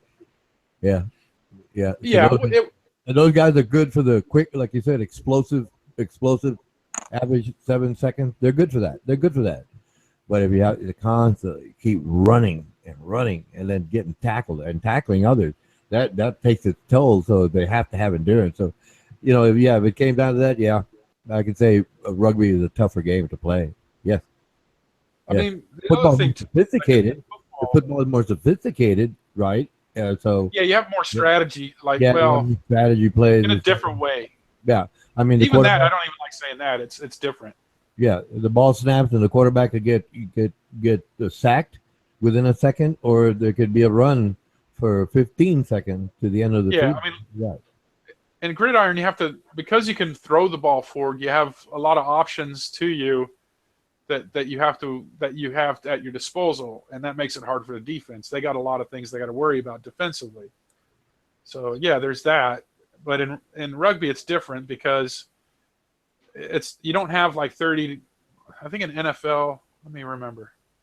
It's been ages. I don't know if they moved the clock rule or not, but in NFL, I think you have a 45-second hike the ball clock. I forgot what it's called, but a play clock, I think it is. So you have 45 seconds before you have to hike the ball. So the both coaches are trying to figure out, is he gonna go for a run play? Do I blitz?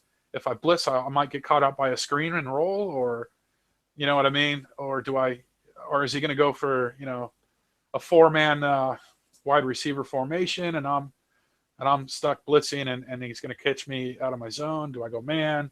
There's a shitload of options you get to think about. So it's more of a mental game. Where in rugby, you have to, you can advance the ball in many ways. Like they have it's too hard to explain it really without butchering it. But well, no, you don't have timeouts. You don't have time to talk with the coach. In fact, the coach isn't even on the field. He's in his own little coaching box with a hand radio. And it's the water boy that gets to run out every so often to send messages. But the game is constantly evolving, so the players and the team captain have to adapt as the game is continuing on. If you have a good line-out team, you actually don't care about penalties, so you can rough up the other team by throwing a few elbows, and then they throw the ball in for a good line-out, and you steal the ball that way. If you're good at wrestling, I'll call it wrestling, then you strip the ball from him. You tackle him, and you maul him and roll him on his side and fucking steal the ball that way. If you suck at running, that's how you're gonna win. If you're great at running, you just never give up the ball. You just fucking slowly, you slowly. If you're a good scrum team, again, you don't really give a shit about penalties as much because you can push the other guy off the ball. Kicking, if you've got a better kicker, you're just more likely going to play aerial ping pong. But the thing is, in gridiron, this big difference too is you have your defensive team and you have your offensive team. So those players really only play half a game in gridiron. In rugby, you have to do both. They don't switch team out. Yeah. So you have to run the ball. You have to learn how to tackle. You have to learn how to catch. You have to learn how to hoist players in a line out. You have to learn how to wrestle, basically. So those players have to do everything. Yes. Which means if you were to try to have an NFL team play a rugby team, it'd be like the stupidest thing ever because the linemen wouldn't last past like 4 minutes. These 6'8", fucking 400-pound muscle men trying to run around the field for 40 minutes of time. It wouldn't work out. The linebackers and I would say if you wanted to make a gridiron team and that would be good at rugby, you would want to have linebackers are awesomely athletes, and they're big, strong, and fast, and can catch. Great tackling, great instincts. The tight ends are awesome because they're kind of, Fullbacks are awesome. Running backs, great. Wide receivers, too fucking pencilly skinny. They wouldn't last. Yeah. No, I'm actually watching rugby footage while you chat. Pretty good in rugby. Now in rugby, we don't have those 6'8", fucking 400-pound guys. So I don't think a rugby team would stack against any NFL team either. I think it would be a fucking a cremation if you get a rugby team versus a gridiron team and ask them to play gridiron.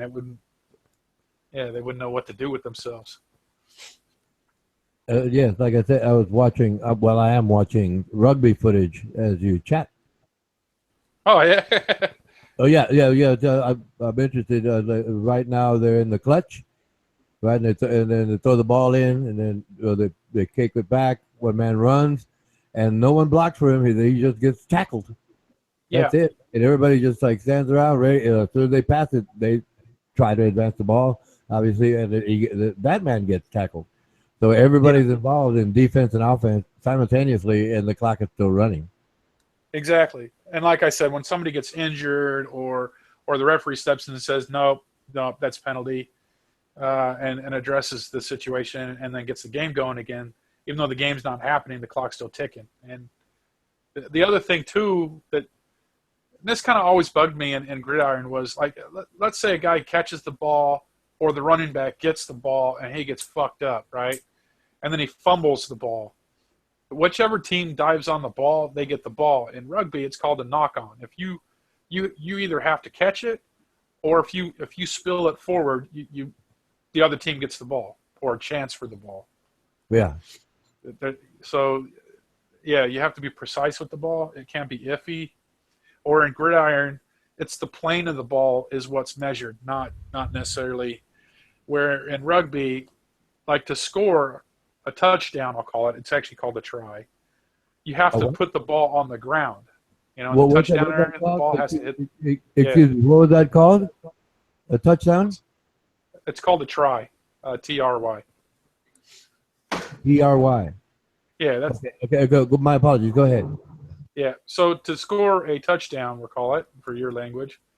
The No, ball I want your language. I want your language. Okay. It serves me no good. I know my language. Okay, the ball has to score a try. The ball has to be on downward pressure, planted on the ground. So if you're not able to tackle the guy in time, you can put your body underneath the ball, which is then called he's held up, which is denying the try, which Right. usually start. Yeah. So that's another way you can defend against that. Where in football, you just have to put your hand across the line and call it a day and then do your touchdown dance. And I'm like, what pussies, man? I say, no, man, you got to put that ball down in the plane. So the cool thing in rugby is you see dudes like literally flying out of bounds like Superman when only the ball itself is on the very side of the line while they're getting crushed out. It's kind of funny. But, yeah, I don't know. Just totally different games. I hate comparing them. And then they always want to like say, well, my team would crush your team. No, they wouldn't. Man, they wouldn't know what to do in rugby. They would get fucking destroyed. And then same thing. If you ask that rugby team to try to play a game of football, it would be a joke. They could run the ball maybe, but they wouldn't know how to block properly. They wouldn't fucking know, how to run routes or anything, and they'd get crushed from behind. And it's a silly comparison. But in saying, though, I don't think NFL guys would handle the endurance of fucking 40 minutes of playing both defense and offense. And then one guy tried to tell me that, well, yeah, but only the one guy with the ball is doing anything while the other guys are just jogging around. I'm like, well, that's true, but because the game's always going, you're running the ball a lot more. So if that one guy kept running the ball for 80 minutes straight, getting tackled by 3 or 4 guys, he's going to be fucking dead meat at the end of the game. So every player carries the ball. You can't, And because the game's always going, you're tackling at least 4 times as many times as any fucking football player. At least, I'd say even 8 times more. The easier game to teach is what's called rugby league. That's more like gridiron-ish. Because the only thing that bugs me about rugby is if you get a lead, you can just sit on the ball, really. You just don't really try to advance. You just protect all game and stall. Well, yeah, but that's still part of strategy. It is. Yeah, it's a yeah. big part of strategy, which is why a lot of people over here like rugby, what's called rugby union, is there's so much more strategy to it, where in rugby league, there's a lot less you can do in it. But it's like you have to do something with the ball. So you have basically 5 tackles to advance the ball for a try. Otherwise, on tackle 5, well, actually you have 6 technically, but you almost always kick off on number 5. Sort of like in football or gridiron, you have your 4 downs: 1st and 10, second and 3, and if you can get 10 meters, your count starts over again, 1st and 10. In league, you don't ever get that. You have 5 tackles, that's that, and then the other team gets 5 tackles, that's that, and then they kick off. So that's why I like league personally a little better, because you have to attack with the ball. You can't just sit on it. Even though sitting on it you'll eventually do, so you do want to advance field position. But yeah, I don't know. I like both games, but I just can't watch gridiron anymore. It's too damn slow. It's like, man, how can a 1 hour game be fucking 4 hours long on TV? Or at least it feels like it. Marketing. We got to sell It them is. something. Big time. You have TV timeouts. You have the coach timeouts. Oh, that's right. And like you'll notice a lot of the Commonwealth games like soccer, rugby league, cricket, a game called netball, which is sort of like basketball, but you don't dribble. The only way you can advance the ball is passing. And you can't hold the ball for more than 3 seconds. And you can't walk with the ball. All those games, I don't know about soccer. I can't say that. But all the other games, there's no timeouts. You know, where in basketball, it's like timeout, 4 per half, plus 20-second timeouts. And then the TV timeouts. It's like, fuck's sakes. Hold on, I'm going to watch a Laker game. I'll be back in 3 hours. Yeah, commercial breaks and stuff. Yeah. But some people kind of like, well, they do have like football or basketball parties.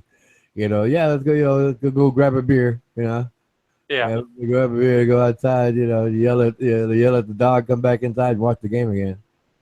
You know? Yeah.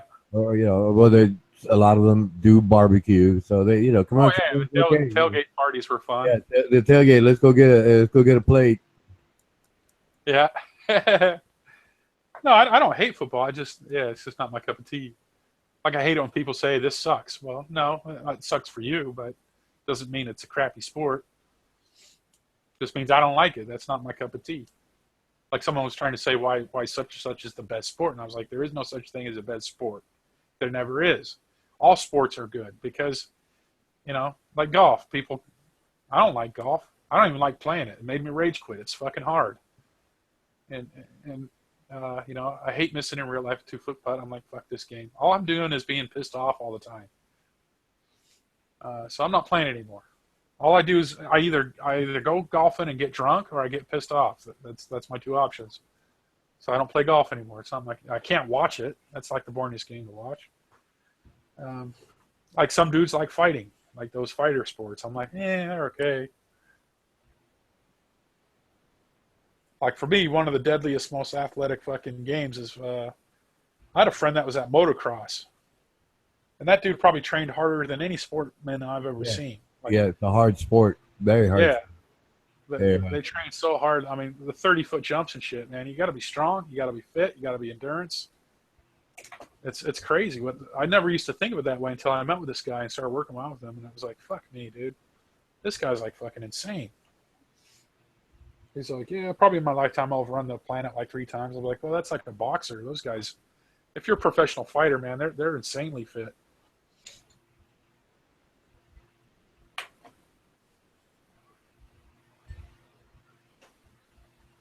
Like tennis. I used to like tennis, but fucking not anymore.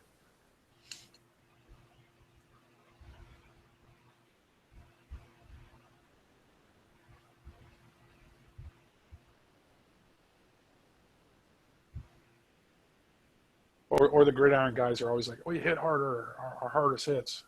I'm like, oh, no, we got hard hits too. But yeah, I admit that the overall hits probably isn't as fast, pounds per square inch isn't as high, but then again, we're not wearing pads either. So right. It still hurts, and dudes still break their jaws. Like one of my favorite players is, it's a different game. It's called Rugby League. He plays for a team called the New Zealand Warriors. And his name is Simon Mannering, and he's pretty awesome. Well, actually, it's quite boring. Like, if he'd be more like let's see, let me compare him to, I guess he would be recognized as like, when you watch football, you never really give credit to the offensive linemen. Like, they're either good or they stink. But they're never part of like, they're never MVPs, you know what I mean? Like all the credit goes to the quarterback or the running back or something. Yeah. They're like the garbage men that's just absolutely necessary. And where Simon Mannering's like that, but that guy gets at least 60 tackles a game, which is extremely high in that league. Every game he gets 60 tackles, 40 to 60 tackles on average. And one game he caught a cleat in the face and ripped half his lip almost off. So the trainer's walking him off, holding a fucking napkin to his face, trying to keep the lip on. and they had to take him out to the fucking plastic surgeon, and he had to miss like 3 weeks. As we call him Super Mannering too, because he never misses games. We're like, dude gets 60 tackles a game, never misses a game, never sits on the bench, and then fucking that happened, and we're like, oh, Super Mannering's down. Someone brought the kryptonite. Someone had to rip his face off just to fucking get him out of the game. Yeah, I was thinking about that as soon as you said that. It was like, oh yeah. But wait a minute. So that forced him to skip games? What's that? When his lip got torn, did that force him to skip games? Yeah, he had to sit out for I think 3 weeks. Oh. Yeah, because his health. That's bad. The stitches. But he wanted to play. He didn't care. Oh yeah. He didn't care. Let's go. He's always the player of the year because which my team has sucked for. My Warriors have sucked for like 5 years in a row, and he's always been. At the time he was team captain, but he's always been man of the year. And like the team owner's been saying, that's wrong. You can't have the same. If you keep having the same fucking player getting player of the year for the club, that's just my team sucks. So this year we're all excited because we got a new coach, we got a bunch of new players from half of the national team as well. So it's like, yes, we got half of the Kiwis team. Awesome. Kind of like my Vikes going back to NFL, man. I'm fucking excited for my Vikings because they've been stink for fucking years, man. So now I'm starting to take interest in gridiron again, or football, I mean. Like, oh, okay, I'll have to start watching some Viking games.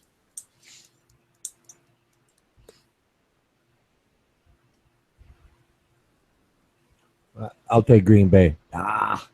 Oh yeah. To have fun with you, I'll take Green Bay. I know. I'm kidding. I don't mind. I like that. I love the rivalry. Yeah, me too. I love that rivalry. It's classic. It's classic rivalry. It's classic. So go ahead. Oh, I remember when Brett Favre was with the Green Bay, and I remember when Randy Moss first came in the fucking league, and I think we had, like, Dante Culpepper was the young quarterback too, and I remember the Vikes were scoring up records that year, and we're like, fuck, we're gonna fucking do it this year. We're finally gonna fucking get there. And my buddy, he happened to be a Green Bay Packer fan, and Brett Favre was the shit then. He was, fucking scoring a ring after ring, and and the Viking curse happened, and it was like, fuck off. Cheesehead had to rub it in my face every year. I remember Joe Montana even. That was fucking awesome.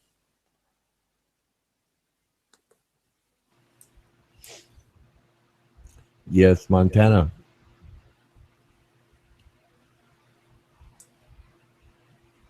Oh, speaking of sports. Hold on a sec.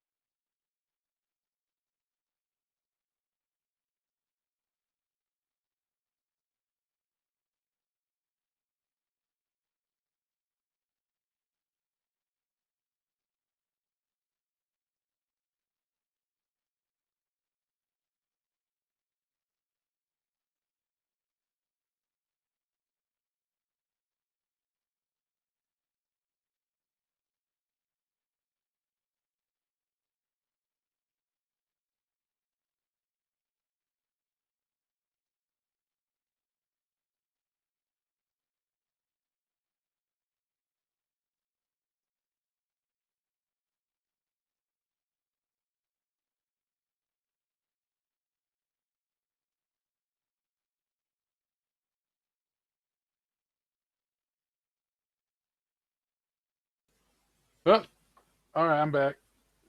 Who'd we destroy here? Go ahead. Go ahead. Oh, I don't know who we got. Who we got here? Oh, John came in and left. Did he? Yeah. Yeah. We're not his caliber chess player, so he doesn't want to talk to us. Yeah, that's right. He's up there. Yeah, he's up there amongst the Titans. Yep, the Titans of trolling. Yeah, the Titans. The Titans of trolling. Yeah, the titties. Yeah. Yeah, the trolling and the chessing. Yeah. Yeah. It's really surprising to me that this chat room is so varied in views, opinions, ideas. We have karaoke, we have chess games. I mean, we travel the globe now that you've exercised your hands, and Yeah. and well, it's fascinating, really. Go Yeah, ahead. man. Oh, this weekend's going to be fun. This Sunday, my team's going to be playing Ireland.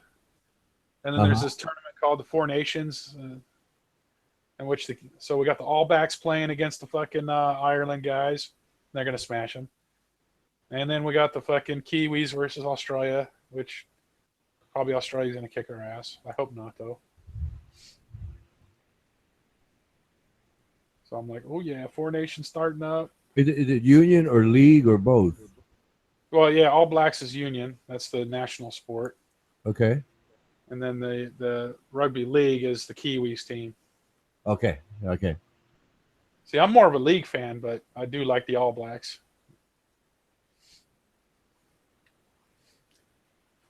Like, for instance, I think in the All Blacks, they have 15 players per team on the field, and league, it's 13.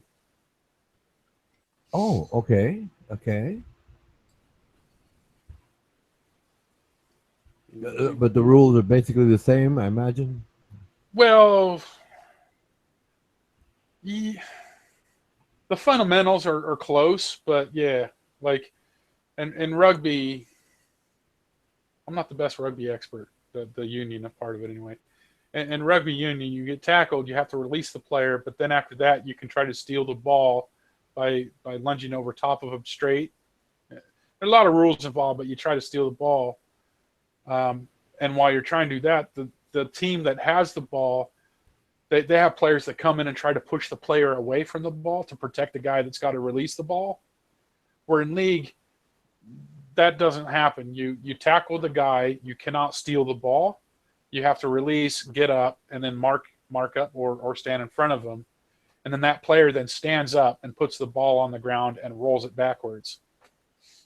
Where in rugby union, you don't do that. You get tackled, and you have to release the ball, but action's still happening to try to get the ball from the defender, and then your team is also trying to push him away. So there's a lot of wrestling. It's called a maul. Oh, the maul. Okay.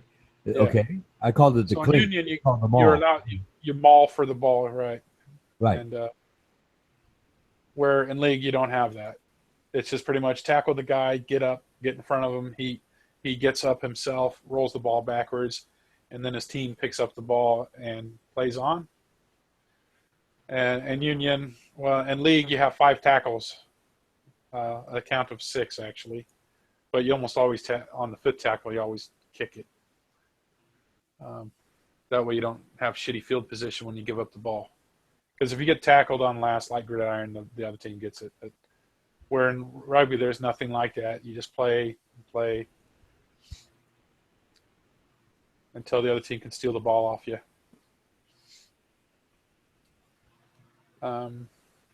Like in rugby union, when you score a try or touchdown, it's worth 5 points. And then you kick the field goal, which is not called a field goal. It's called a conversion attempt. That's worth 2 points, equating to 7 converted, which is the same as the gridiron, basically. In gridiron, it's 6 points for a touchdown, and what, 2 points for? Oh no, it's 6 points and then 1 point for a field goal. That's right. Where in rugby league, a try or AKA touchdown is worth 4 points, and then the conversion, or AKA the field goal, is worth 2 points. Also, in rugby and in rugby league, both union and league, where you score the try is extremely important because that's where you line the ball up. Where in gridiron, you have these little lines in the middle of the field, so your field goal always comes from basically the middle of the field, right in front of the fucking field goal. Where in rugby, you mark the ball where the ball had touched the ground, and then you count 20 meters back. So if you score on the sideline, you're basically kicking from the fucking sideline to try to get a field goal, which makes it hard because now your angle is extremely tight, and the distance from the sideline to the field goal is much greater than in front of it. And that's where I say in rugby, there's so many little things that actually is important and skill versus, well, football, you train to be specialized at something. Right. Yeah.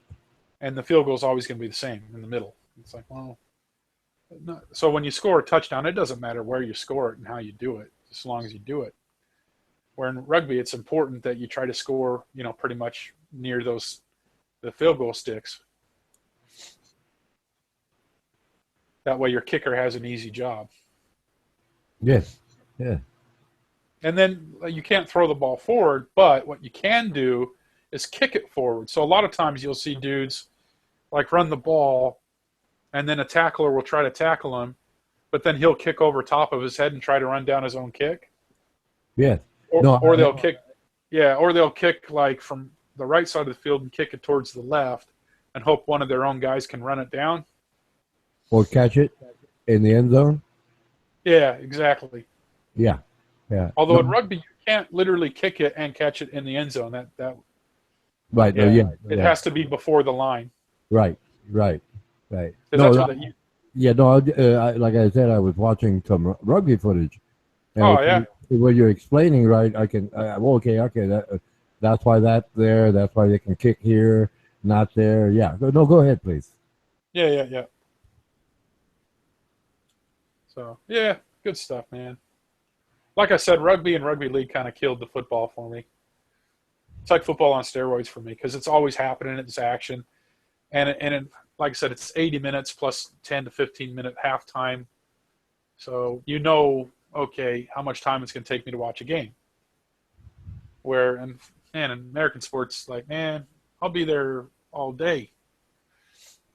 Shit, never mind mowing my grass today. I'm going to watch sports.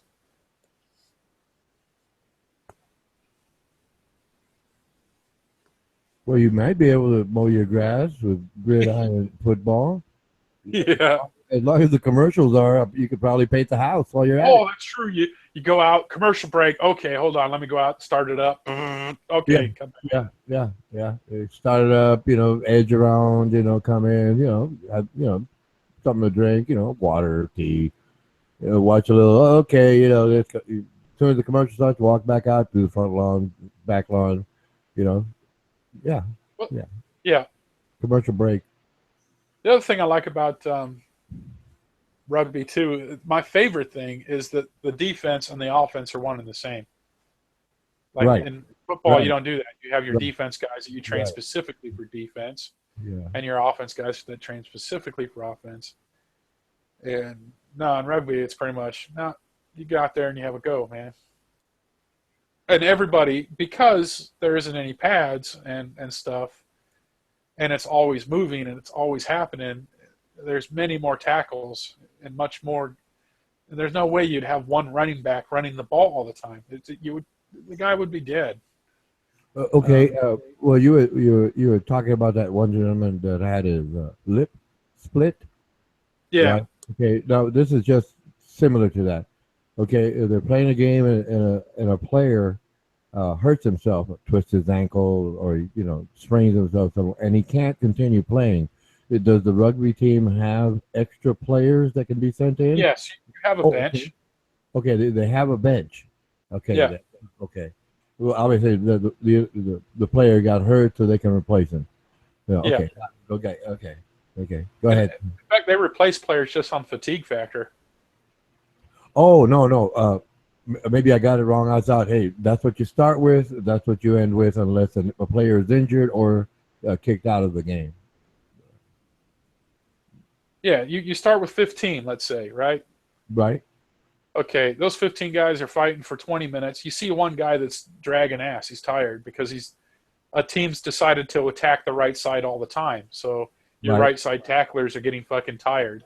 Right. So then you ask for a couple players off your bench to replace a couple of players from the right side so they can rest. Right. Right.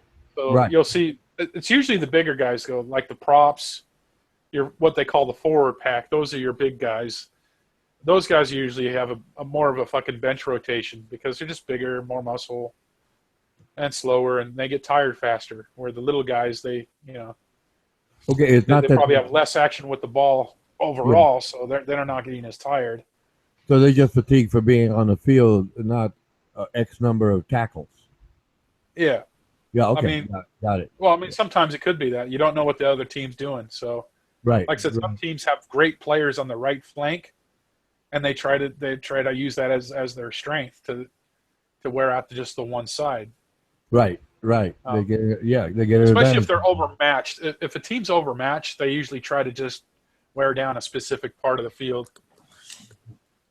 And that's where you go to the weak side. Yeah. Yeah. Yeah. Oh, yeah. Excellent strategy. Okay. And then where in league, it's kind of pissed me off. This is the first year like they've reduced. Or union, you have a pretty significant bench per se.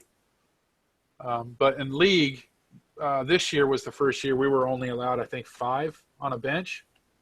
Or is it 6? I can't remember now. And it's like, man, and there was a few games we had like 3 players injured. And we're like, well, we got 2 players left on the bench.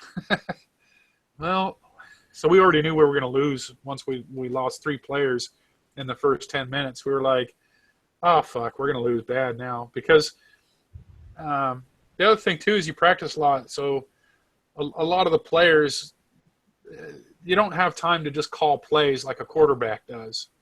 So when you start mixing up combinations, things go out of whack because the running is based on timing. So one guy's going to run the ball forward, but then he's going to like pass it to the right. And you try to run like 3 different players to the right. And the defense guys have to line up to account for those guys. So they have to guess which guy's going to catch the ball. And so if you have one guy that doesn't practice that play structure and he runs either too early or too late, it fucks up the whole thing. Right. So, right. Yeah. So when you lose players, it really fucks up your combinations because you don't have time like in Gridiron to, okay, we're going to do a 69 blazing right fucking blitz, blah, blah, blah, blah, and get everybody on the same page. You don't have that.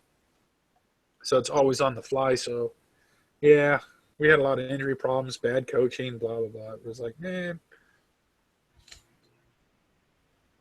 And plus the fatigue factor makes the game sloppier in league now that we only have like fucking 6 players on a bench. So when players get tired, they tend to fucking like rack up more penalties. Right. Focus leaves, and all of a sudden it's like grab for what you can. Sometimes it's a penalty. Yes. Yeah, like they try to tackle, but their legs are starting to give out on them, so they end up fucking, clotheslining the guy on accident, and then oh shit. Head high tackle, give the ball to the other team. And then they kick it, and then they get field position, and then it's tackle. Also, the big difference in rugby versus gridiron, like you notice in football, when say who you got in Texas? I don't remember. I don't know. Oh, Dallas Cowboys, right? You guys have the Dallas Cowboys. Okay, go ahead. I don't know if that's the team you follow. But if the Dallas Cowboys score a touchdown, then they kick off to the other team. Where in rugby league, no, you score, then the other team kicks off to you again. And then if you score again, they just keep kicking off to you. Right. They have to take it from you. Yeah. Right. So that's I think rugby's like I said after learning about it and watching it and playing It's No, killed no. gridiron, man. For me, No, I just can't. While you were chatting, I entered rules of rugby, and it has a few sites that list the rules, the fields, everything. But obviously, it Yeah. didn't have time to. Well, I if I were to get into it, yeah, I guess I could read all the rules, but it's there, so I figured out where to find it. If I have more questions, since we're going to change topics eventually. Yeah, definitely. Like I said, the easier game to learn that most Americans, I like when my brother came over here, and my mother and my brother came to visit. I knew right away what I was going to show them. I was like, "Here's a tape of rugby league, okay?" Because it's a lot more what we're used to. The ball has to move, or else the other team gets and then you're going to have to kick off to the other team. So they understand the concept of 1st and 10, or first down, second down, third down, fourth down, kick. 1, 2, 3, 4, kick. 1, 2, 3, 4, kick. And that's what league's like. 1, 2, 3, 4, 5, kick. 1, 2, 3, 4, 5, kick.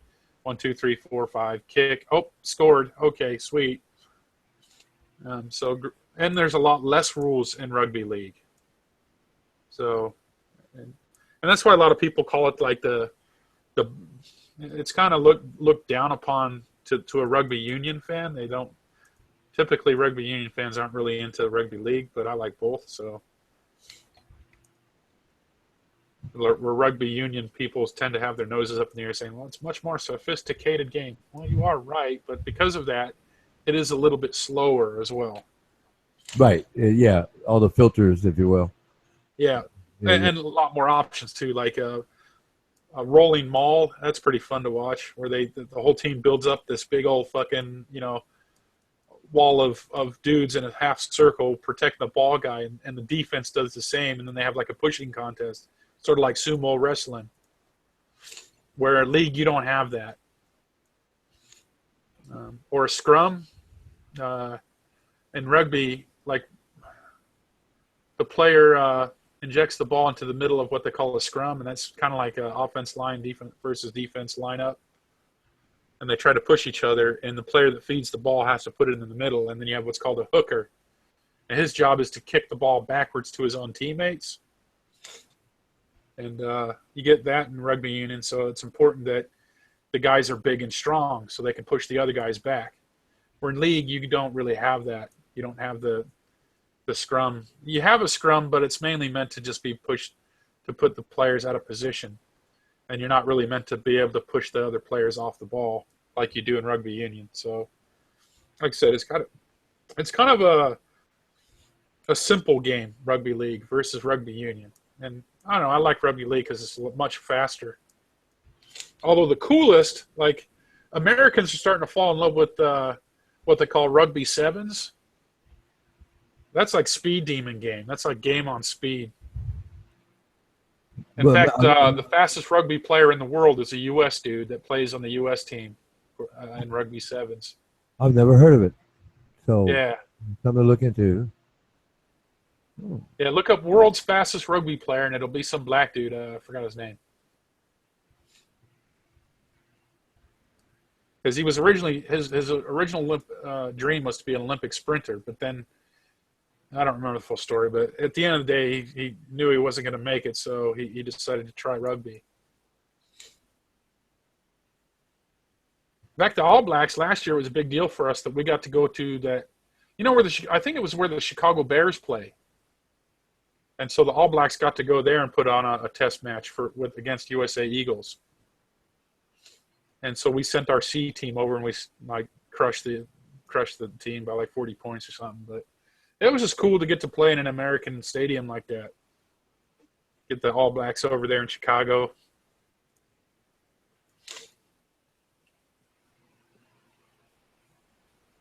Isles is his name, actually. Now it's Carlin Isles, I think his name is. Oh yes, I found it. Can you see the side chat in this chat room? Oh, okay. Let me look.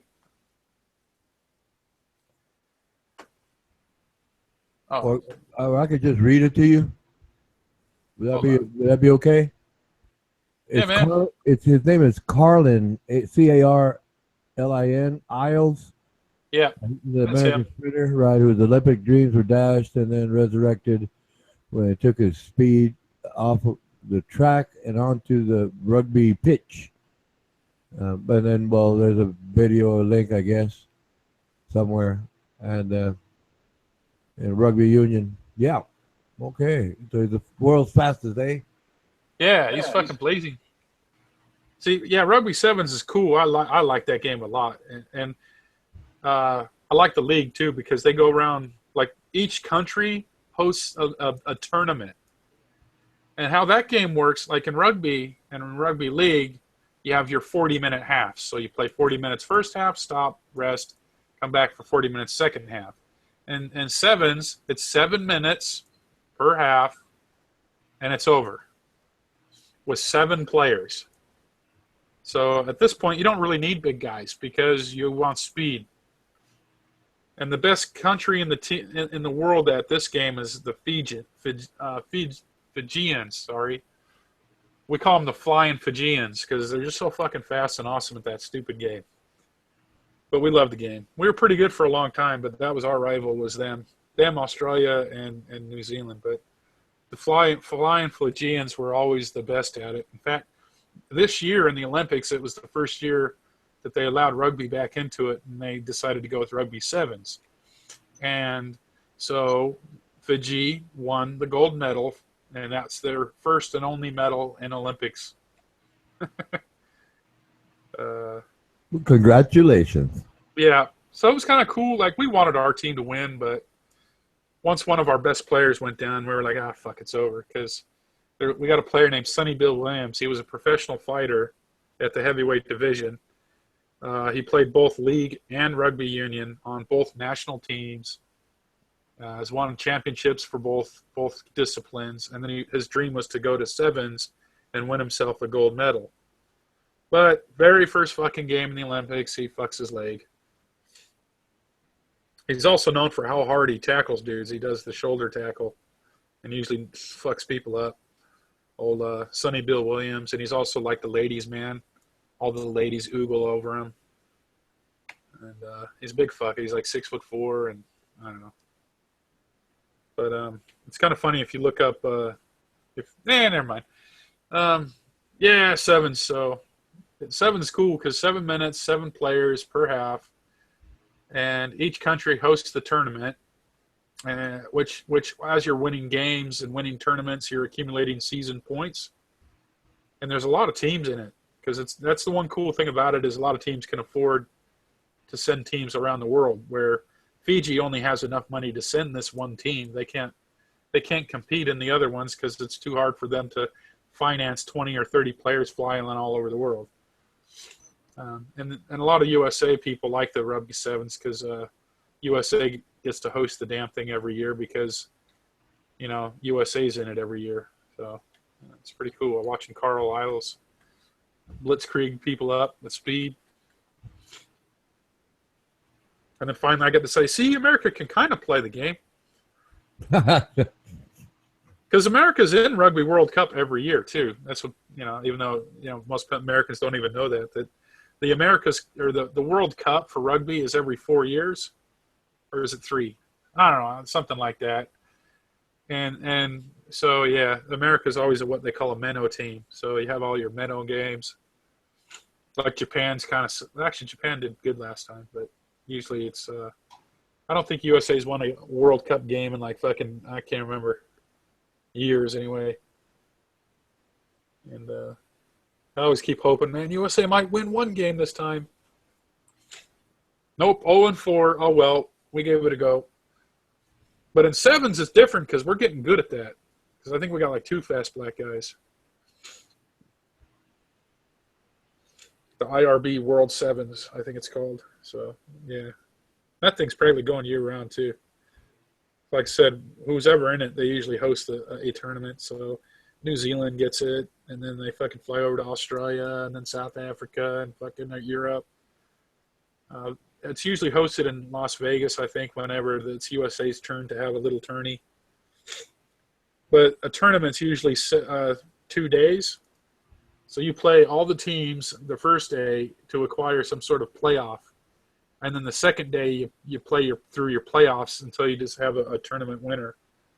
So it's pretty fast and furious. So even though you're playing 7 minutes a half, you're playing like 5 or 6 games that day, and then the next day you show up and play out another 5 or 6 games, and then done. On to the next country, and then you get to do it all over again. Yeah, sounds good. Yeah, Sevens is awesome. It's fast, furious, and it's basically sprinting with a ball, and then so the points get mounted up pretty quickly.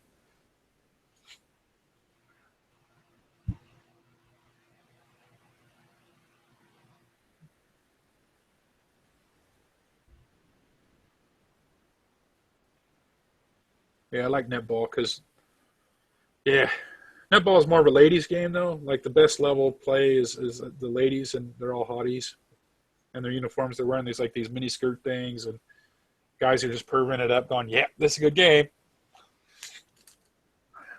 Except that game sucks in a way because there's only 2 countries that are good at it. Really, it's Australia versus New Zealand. They're ranked 1 and 2 always.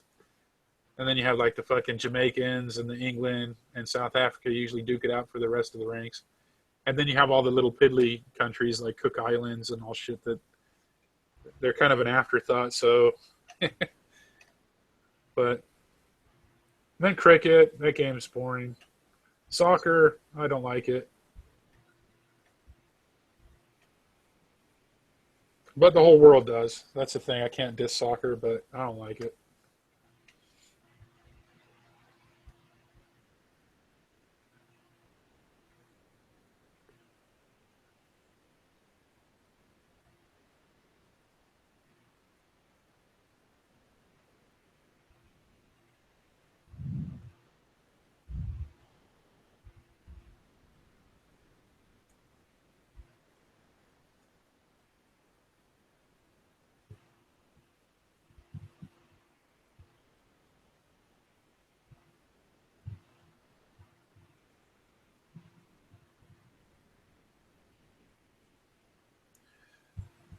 Oh, man. Guy Fawkes Day.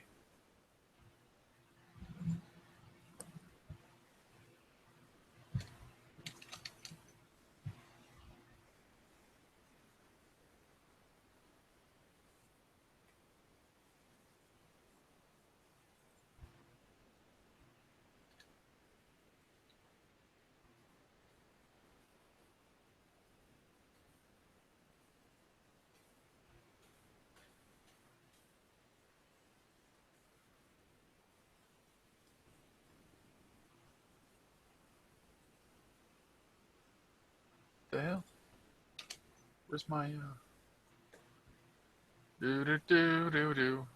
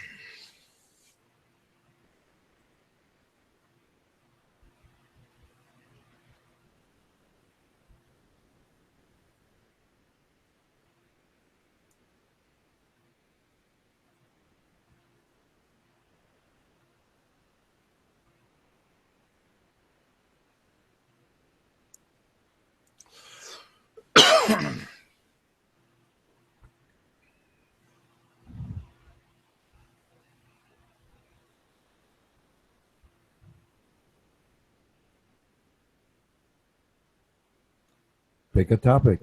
You know, clearing your throat. You've already got my attention, so just pick a topic. Oh, sorry, I was just looking at pictures. Oh, oh. I was thinking about making a tea too. I got something caught in my throat.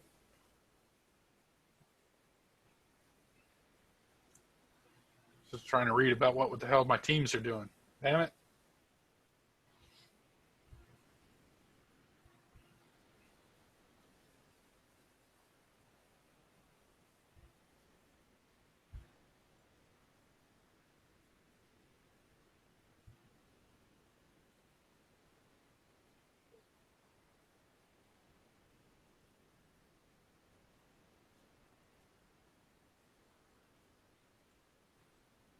Well, if you don't mind, I'd like to part company. I'd like to go ride my bicycle.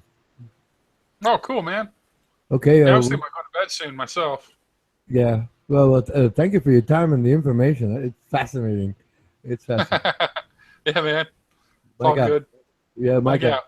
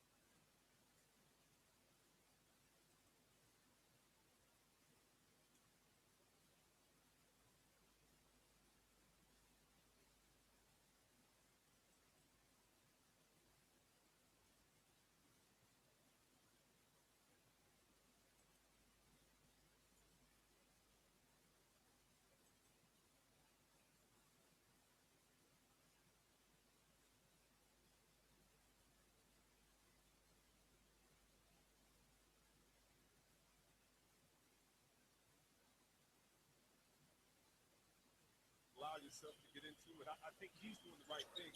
I just think Durant has more help and more game.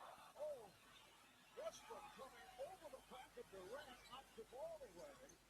Look yourself to get into it.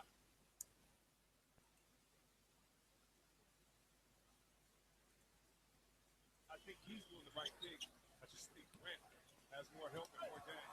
Oh, Westbrook coming over the back of Durant, knocked the ball away.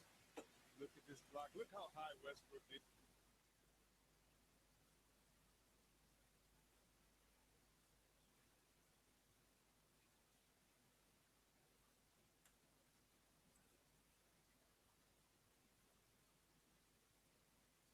Allow yourself to get into it. I think he's doing the right thing. I just think Durant has more help and more game. Oh, Westbrook coming over the back of Durant, knocked the ball away. Look at yourself to get into it. I think he's doing the right thing. I just think Durant has more help and more game. Oh, Westbrook coming over the back of Durant, knocked the ball away. Look at this block. Look how high Westbrook is, and that's clean. No matter who wanted to foul on that, but Durant knows they've been playing against each other all the time.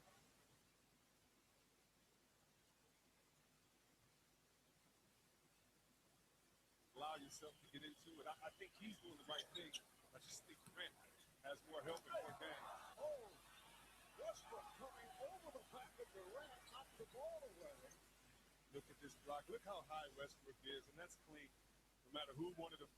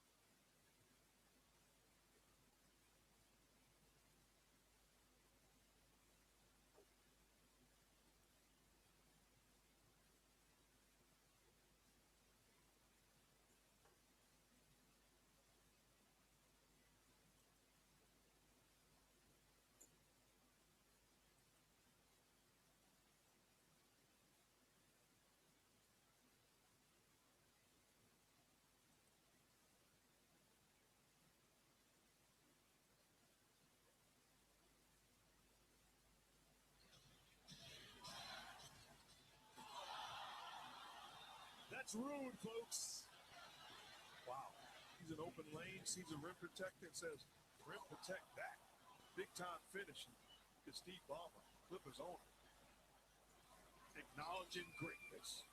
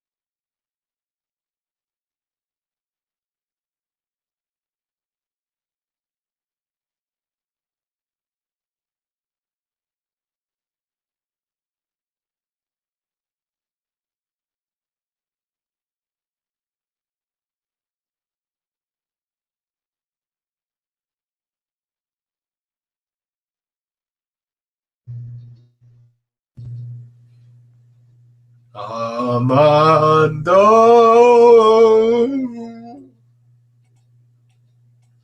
wake up, Armando.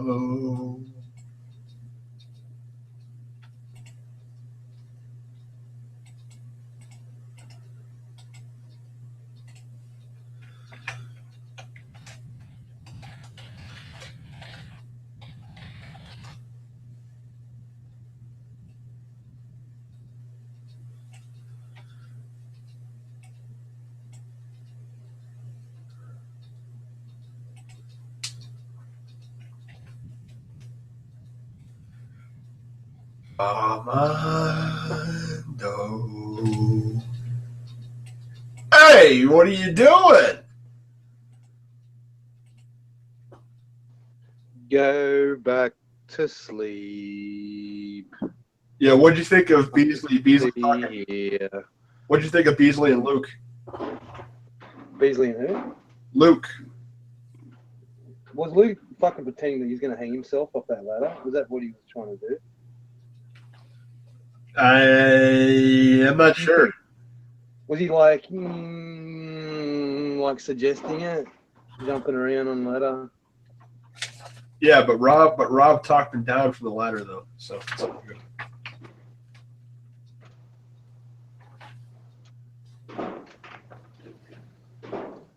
He won't ever do that. I wish he would, man. It'd be you know. It'd be awesome. I want to see that in a live hangout. But yeah, it'd be a Fuck, I'll even send him the noose to do it with.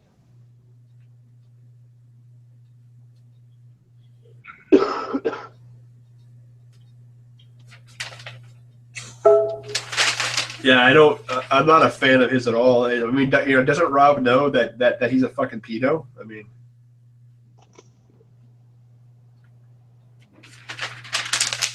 pretty sad.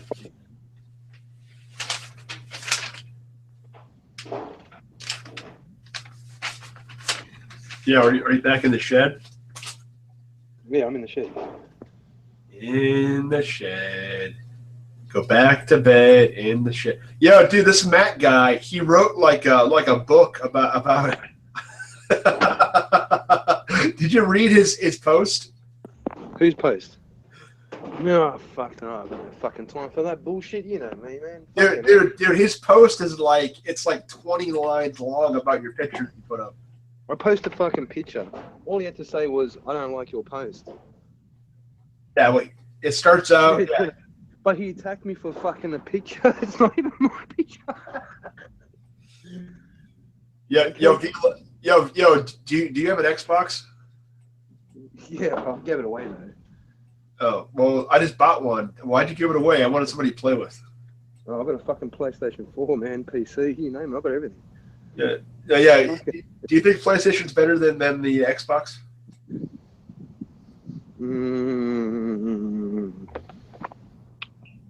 Well, I don't know, man. Probably, maybe graphically, marginally, but I don't know. I'm talking about for the games that not the graphics, but the type, the storyline of the games they make and all that. Yeah. Fucking the games, I don't know. Hang on, let me just find my fucking charger for my phone.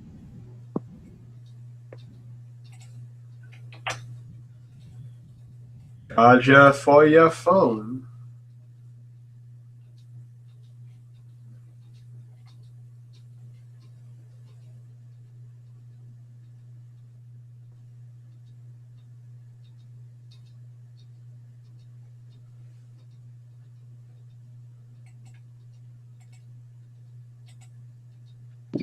Found it.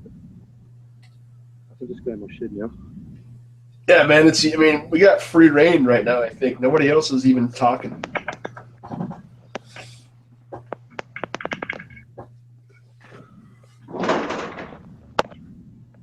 In the shed, back to bed. In the shed. I'm in the shed, back in the fucking shed. Go back to the shed, blood. Back in the fucking shed. Hang on, I've got it charged. Yeah. I'm putting the light in here as well.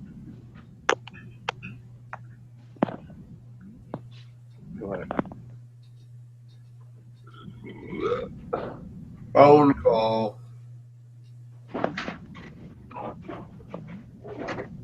Right.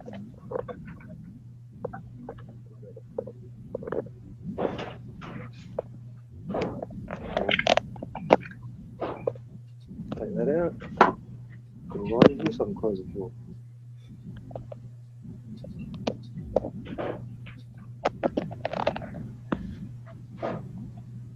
Yeah, no.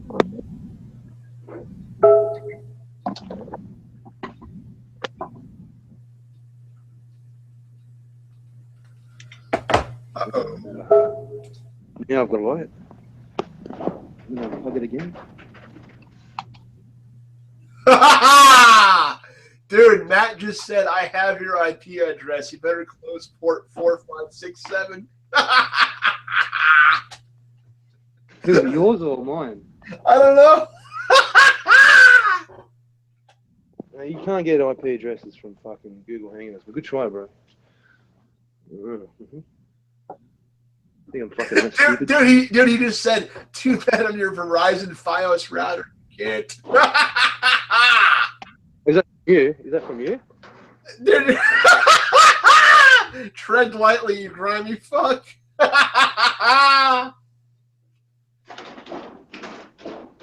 Just laugh at you, man.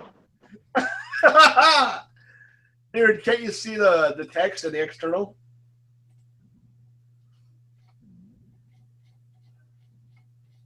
Good luck. That's what I say. Good luck.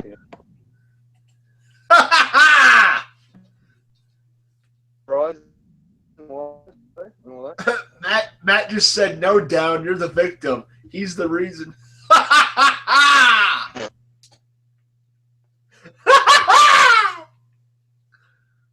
This is cracking me the fuck up.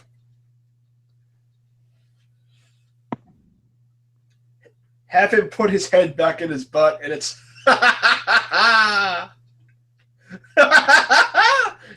dude, you gotta message him. Go on, type some shit to him.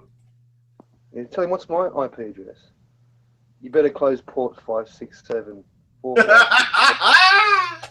Yeah, you better shut 1, 2, 3, 4 and 2, 3, 4, 5.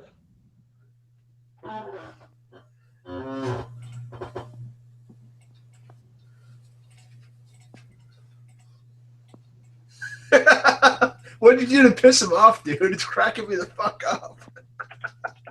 I'm on a Verizon router. What a fucking dumb cunt. I'm not on a fucking Verizon router. What the fuck? Yeah, do they even have Verizon down there? I don't think they do. No. Doesn't even exist in my country. And is he talking about you? I don't know. Are you with Verizon? No comment. Ah, it must be you then. It's not me. It must be you, bro.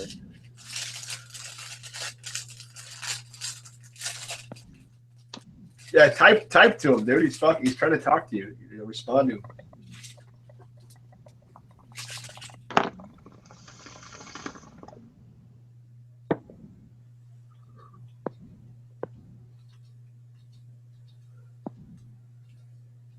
And it's all G. Oh, no. You're talking about you, not me. Yeah, but what did I do? I didn't post the photo.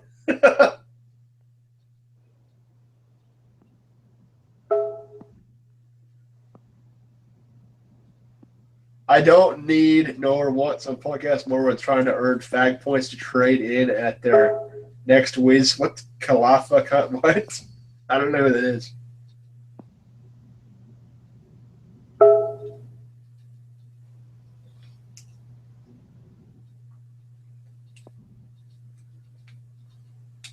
Shit's cracking me up either way. Dude, you pissed him off so much as I posted that photo. It must be you, man. Dude, post the photo again.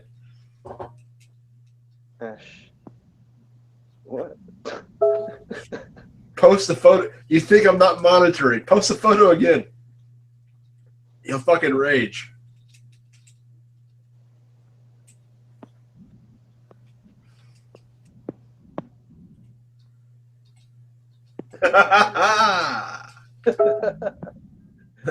This guy's a barrel of fucking laughs.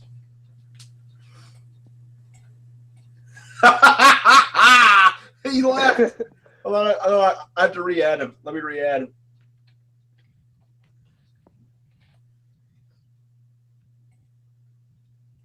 Will he see the photo once I re-add him, or do you got to post it again?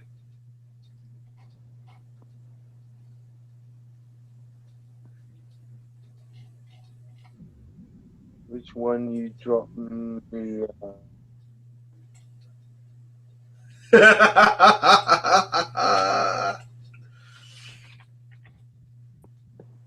I wonder if Seth is on. Let's get Seth over here. Then attack mine.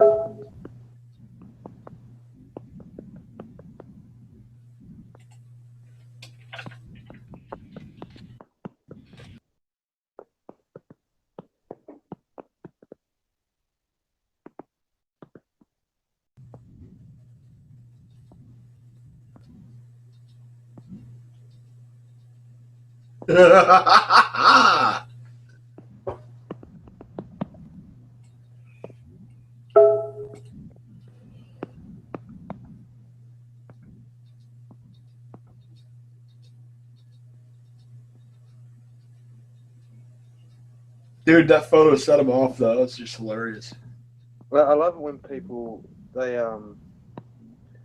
threaten you, and everything they tell you is to scare you, but everything they tell you is fake. That's the fucking best bit, man. That is timeless, bro. Fucking timeless. I agree. I've got your IP address. It's 1234.567.89.012. Right? Then close port 2345. Oh, it's cracking me up.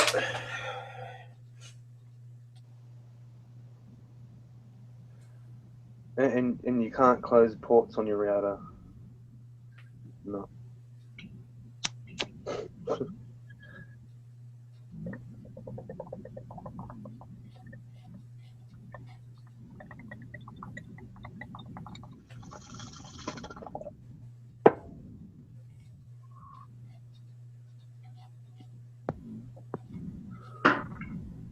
Rob is getting very active though, man. I couldn't believe that he did a hangout today and then yesterday. You know, he's starting to invest more and more time. I'm liking it.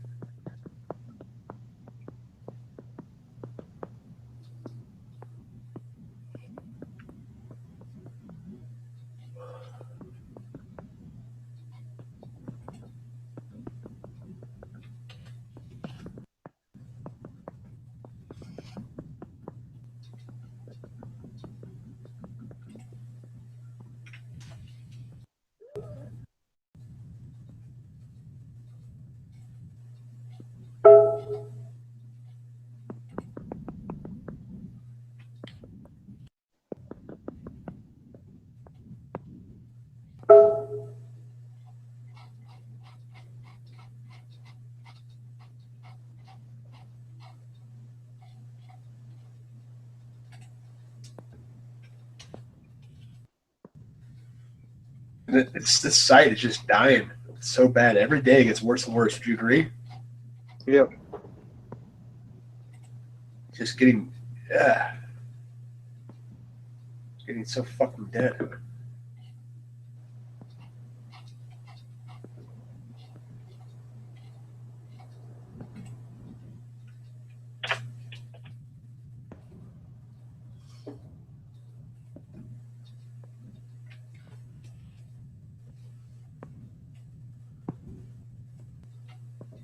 Dude, nobody else has said a word the whole time you and I have been in here. I love it.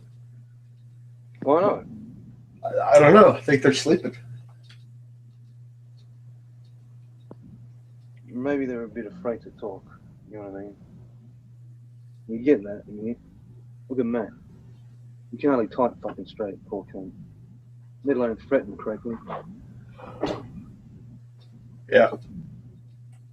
He has to learn that his opinion doesn't overpower anyone else.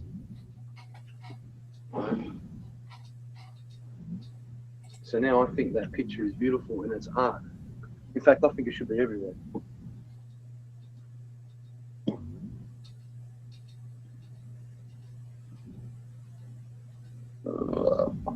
Jealous teen who decapitated love rival took severed head to show his girlfriend to prove his love. Ha ha ha!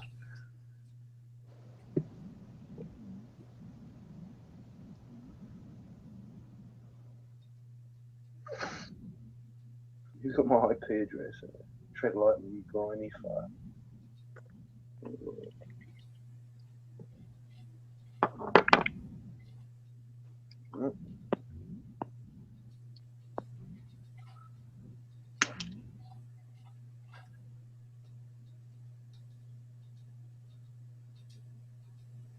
Isn't that the fucking worst lighter? You can't smoke weed with this lighter, man. It's fucked. You're letting everyone know what you're doing, where you are, every time you have a fucking cane. Sick of it.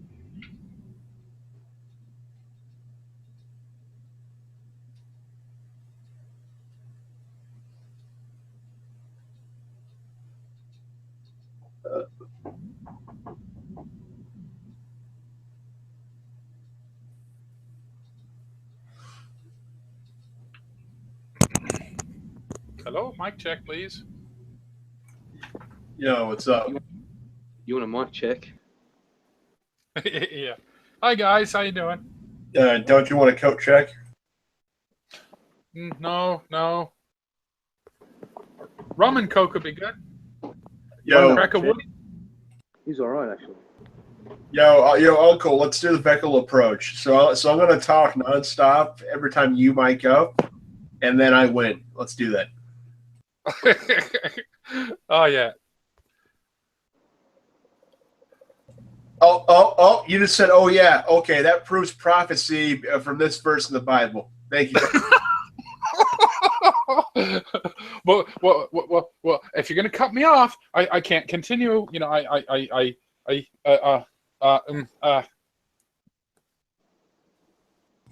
Yeah. We're talking about Beckel, Pseudo, and how he's always trying to make these outlandish claims. Like what? I've never actually even talked to him. Or actually even fucking heard him, I don't think. What does he say? Oh, just his stupid Christian bullshit. Oh, just the usual? Oh, yeah. Yeah. Has he been locked up as well? You In a need, mental institution like everyone else on here that has? yeah, he fucking needs to be. Well, I don't know, man. It just seems to me that I think Bulldog's right, and I don't want him to be right about it, but I actually think he fucking is, unfortunately, and that is the majority of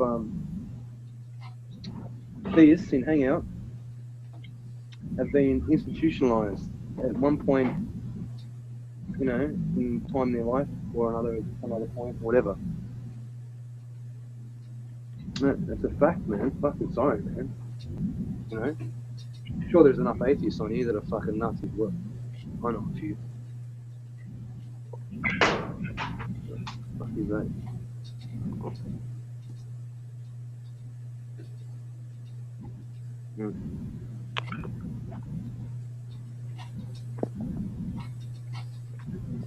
hey Dan, I missed you badly today, man. Really, I can't sit in here when it's very humdrum and boring. You know, I gotta have some intelligent conversation. Yeah, there was the Big Al guy, and yeah, that's why I missed you, man. It was pretty long Jesus. drive today that really You missed needed down. some- Yeah, so some people missed me. You see, what a surprise! Yeah, well, I'm surprised, definitely.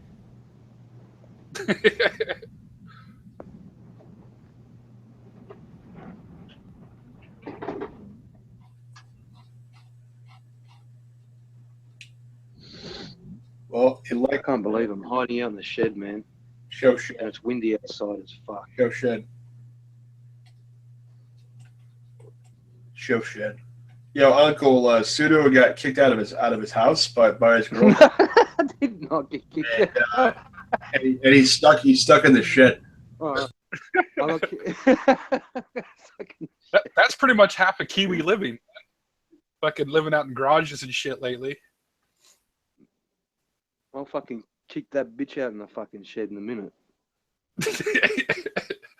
Change the role of the couch versus the shed, man.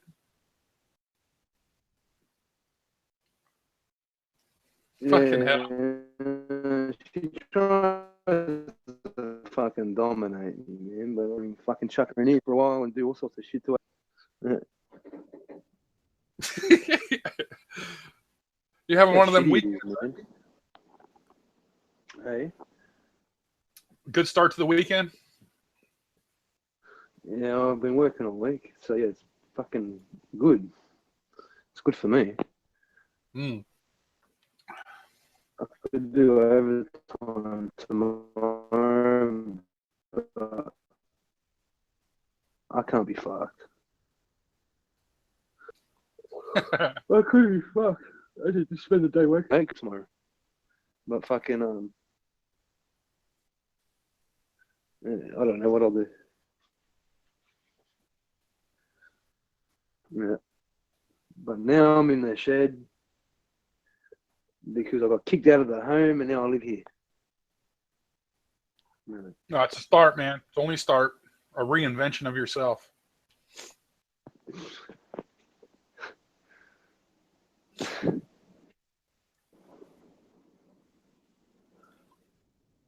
I actually like it. It's good. With this, I built little fucking lights and little, I don't know, a cupboard thing. And it's alright. With the cluster hide shit in there. Yep, not happening. What time is it? Oh, it's 10:40. Oh, good God. Is that all for you? Yeah. Are you West Coast? Say again? Are you West Coast? Like WA or? No.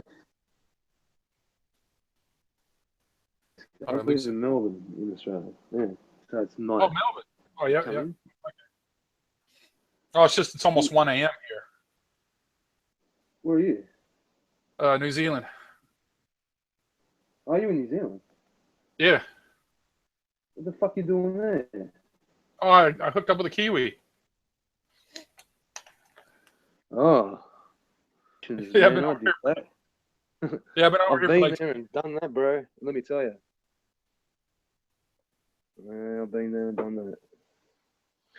I've got a big Maori tat on my arm as well. Yeah, I do. A big half sleeve, man. Oh, yeah. Where is it?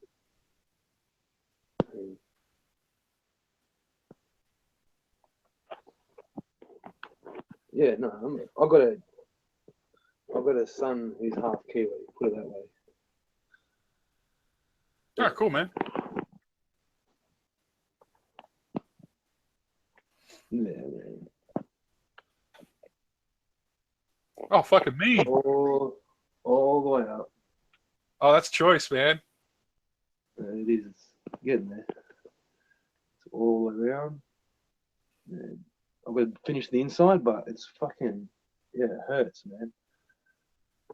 But, I bet, man. Yeah, it's actually pretty good. This one's pretty good, though. To get Yeah, it, this is the lines that's are fucking. solid. Yeah, it's not bad, eh? You Yeah, it's get to fucking stare at solid. it for a while. When you look at it for a while, it looks really good, right? Yeah, But I'll man. never let anyone look at it, and I don't really, do you know what I mean? but Yeah, for the design, yeah. And No, it's it's going to be the whole arm inside and out, eventually. Yeah. Oh, that's fucking choice as, man. Fucking Anzac all the way. Where you living in New Zealand, man? Northland. Oh, okay.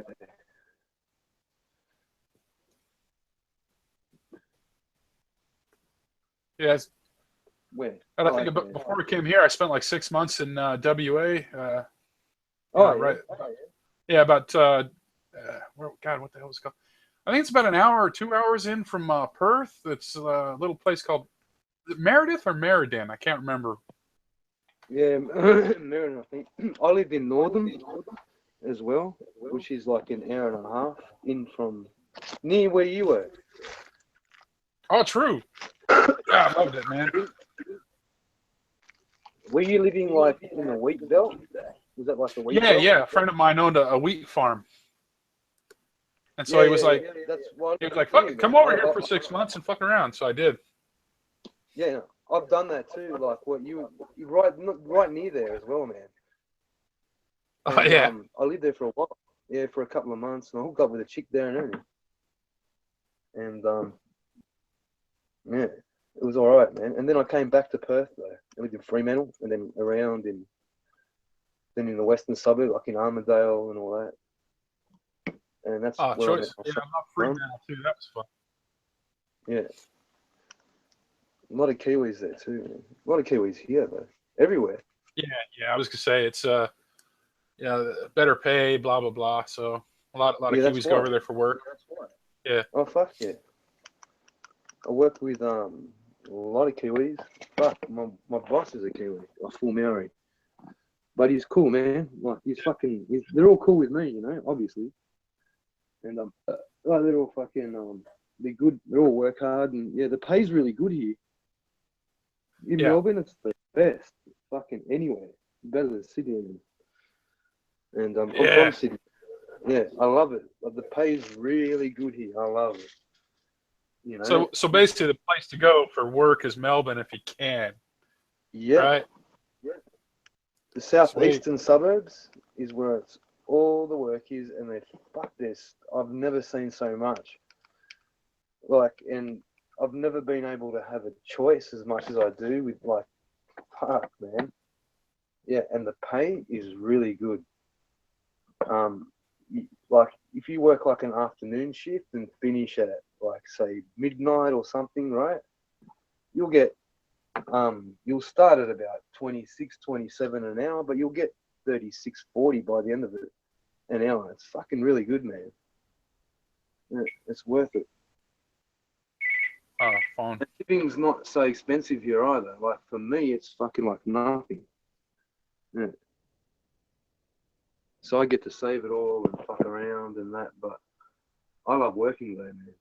That's the thing. Fuck, I love it. Man, it's good shit. If you love working, you'll make good money always.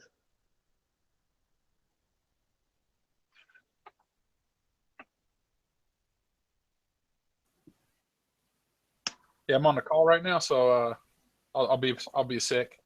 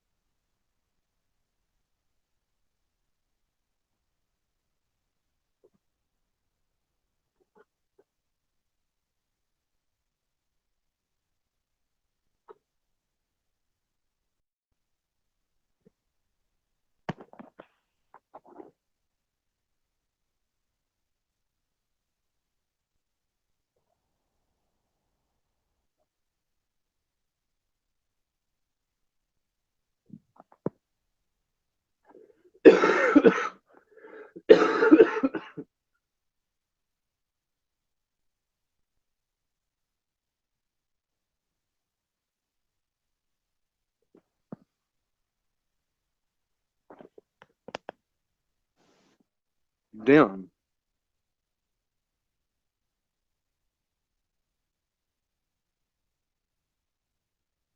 Down, you cunt. You've gone to sleep, haven't you?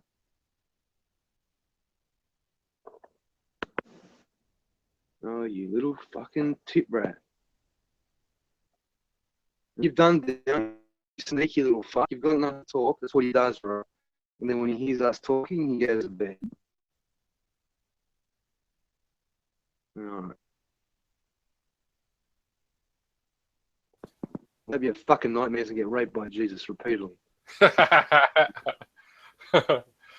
Yeah, sorry. I got a kind of half-ass work, and I'm on call. I'm a dolly driver out here. Oh, yeah. Yeah. Yeah, so what'd they do, fall asleep? Oh, he just gets other people to talk, and then he runs off to his bed and falls asleep. Swirling that glass around, and then you got Flatty over here trying to download his shit on PlayStation 4 he just bought. Yeah. Hey, Flatty. Hey, Downer. Wake up, man.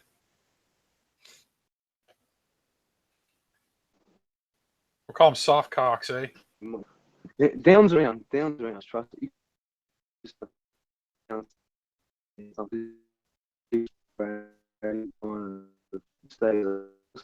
he seems pretty alert, so you just might have been in the room.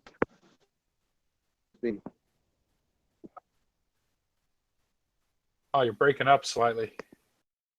Oh, really? Yeah. Can you hear me now? Yeah, now I can. I guess Yeah. the shed's affecting your signal. Yeah, I was gutted. One time I landed in Melbourne, bro. It was like fucking, at the time, I had kind of the flu going. Because I went from Perth, and then I changed the ticket to get to New Zealand. So I went from Perth to fucking Melbourne, and then I had a fucking 24-hour layover. So the original plan was to fucking enjoy the city. And I didn't realize it was a day where they had fucking rugby, fucking league, and fucking AFL and a fucking soccer game all happening on the same day. Every fucking hotel booked out.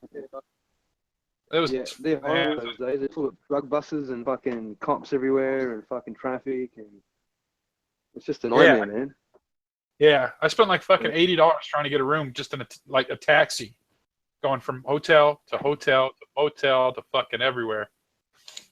Oh, it's fucking horrendous, man. I've got to like dodge all the drug buses so I don't fucking look at fucking Brian. And if he's smoking weed or anything, they'll just grab you, man. Yeah, so one day I'm going to get back. So you got to be careful. It's good for bro, as I said, man. Melbourne's, I'm serious, man. It's actually really good. Yeah. And not just that, the conditions, are really good. Yeah. Yeah, man. Anywhere I've worked in Perth and Sydney and everywhere, Brisbane, and here is the best by far. You can compare it, man. Fucking Perth was shit. Yeah, I like Fremantle, but I get the idea that you have to already have a fucking decent job, or else you're kind of shitted, out of luck.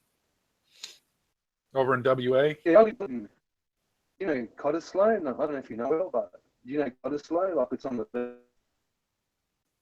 there's Cottesloe Beach. It's like the famous beach in Perth. I lived on there for about 5 years. Oh yeah. And I got lucky. Yeah, I got really lucky at the beach. And I had no fees, and it was owned by one of the original families, beachfront apartments.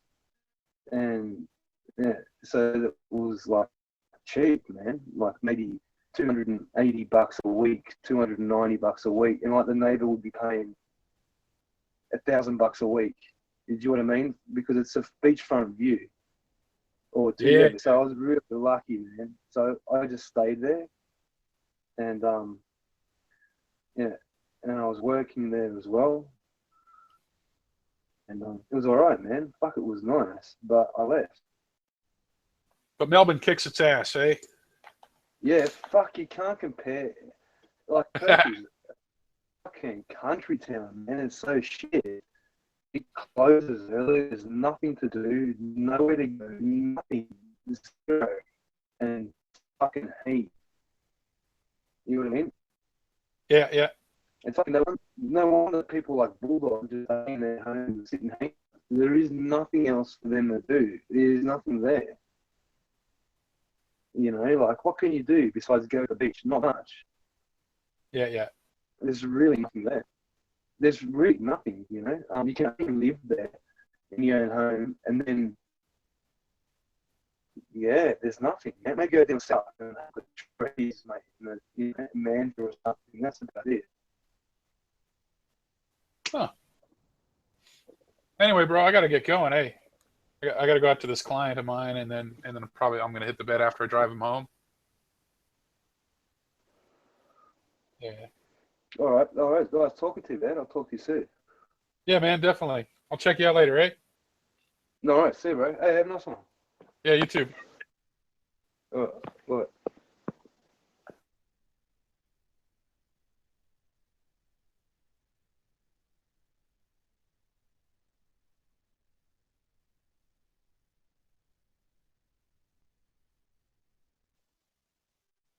Damn. Stop fucking sleeping there.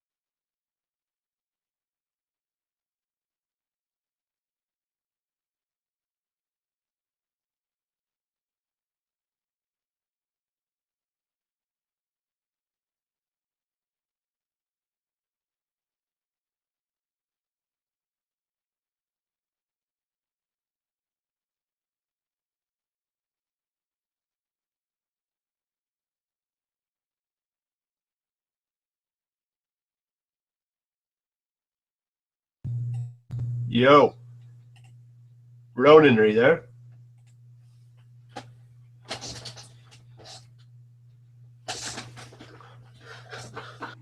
Yes, I had to unmute my mic and then the page. Go ahead, Don Corner. I wasn't going to say very much. I just wondered if you're there. Oh yeah, but you know, I just got back and I was waiting for whatever topic to come up. Yeah.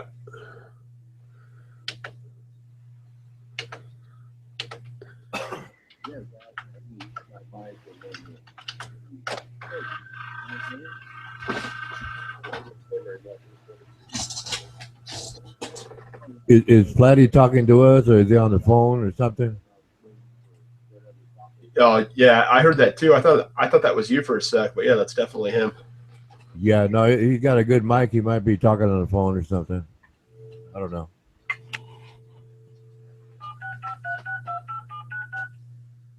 Yeah, he's talking on the phone or something. Yeah.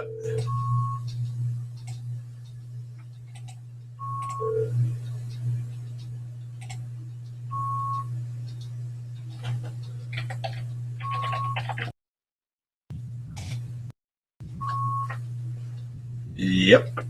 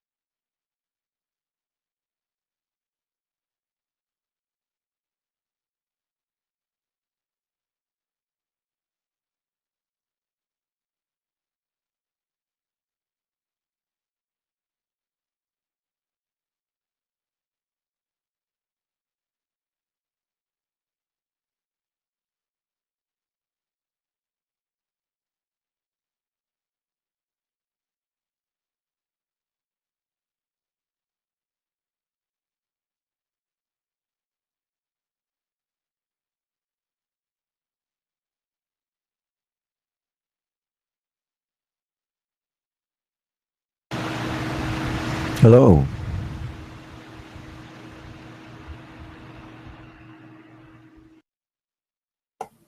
Howdy.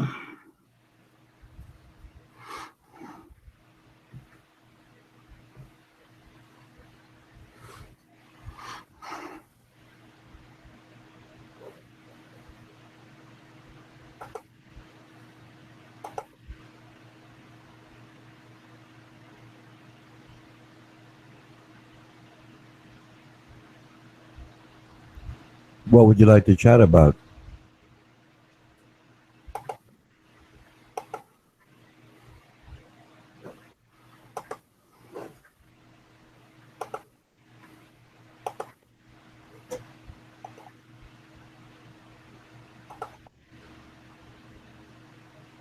Oh, I don't have much on my mind this morning.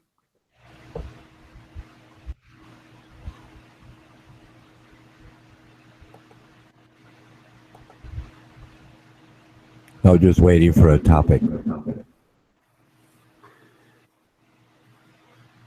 Well, what do you believe in? What is your belief You system? working wood there? Oh, yeah.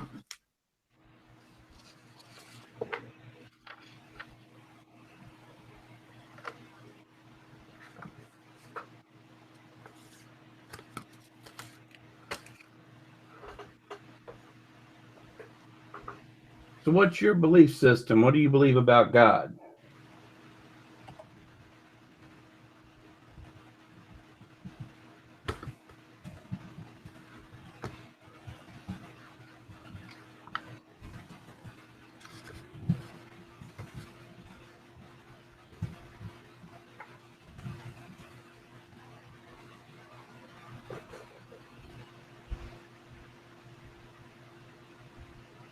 Do you believe in God?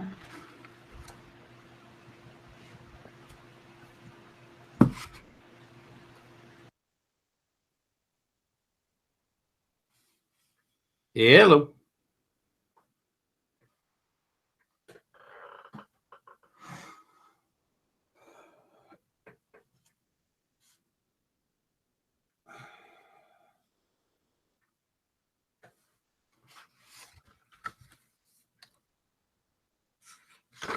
What the hell did I do with that?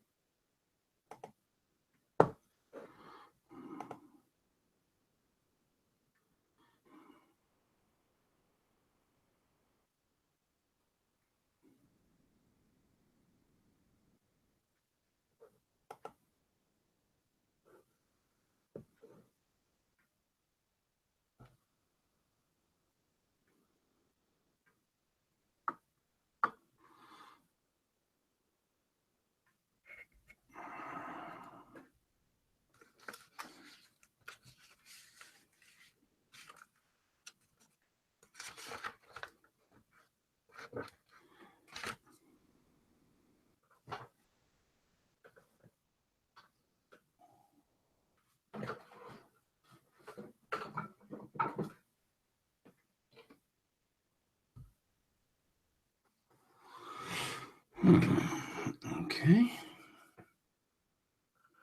Well, that's not helping very much.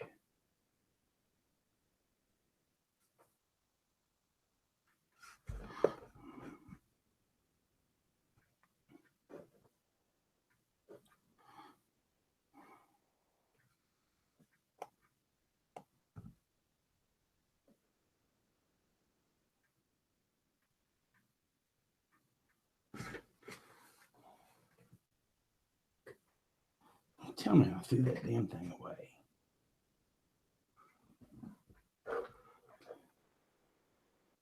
Which I probably did.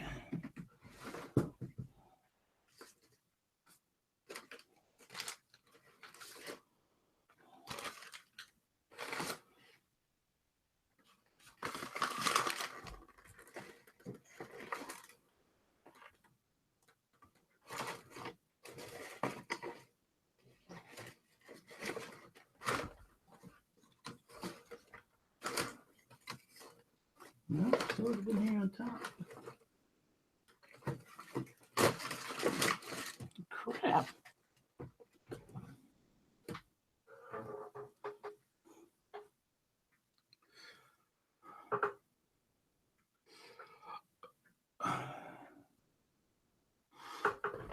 Okay.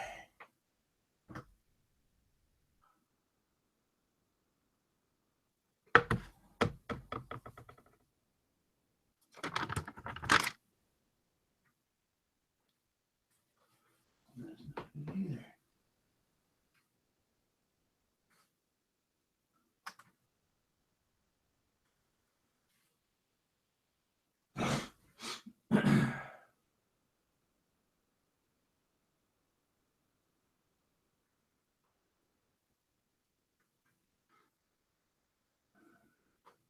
I guess let's look at the bill. Okay, I'll figure it out.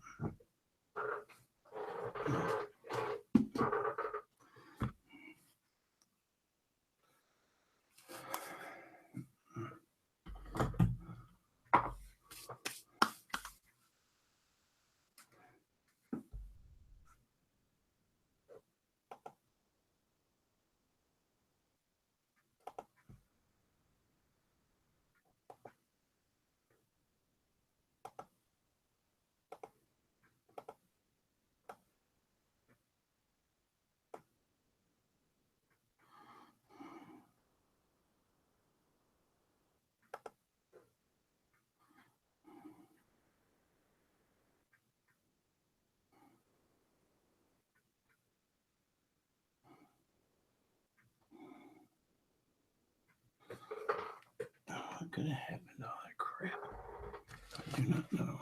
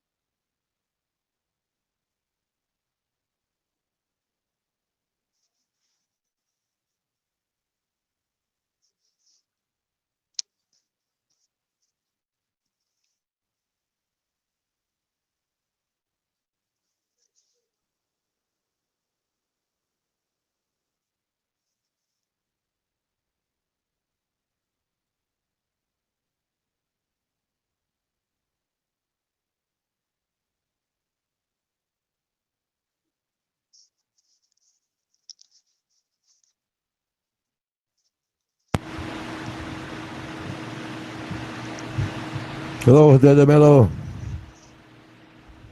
Oh, Roland, how are you?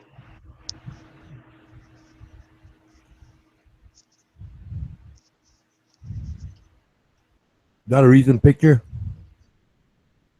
Yeah.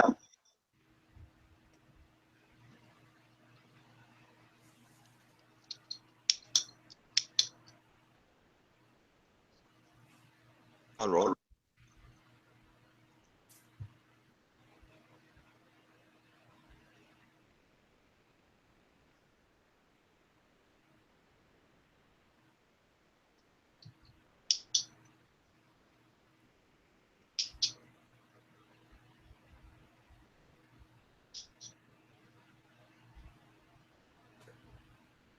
Hey, Armando.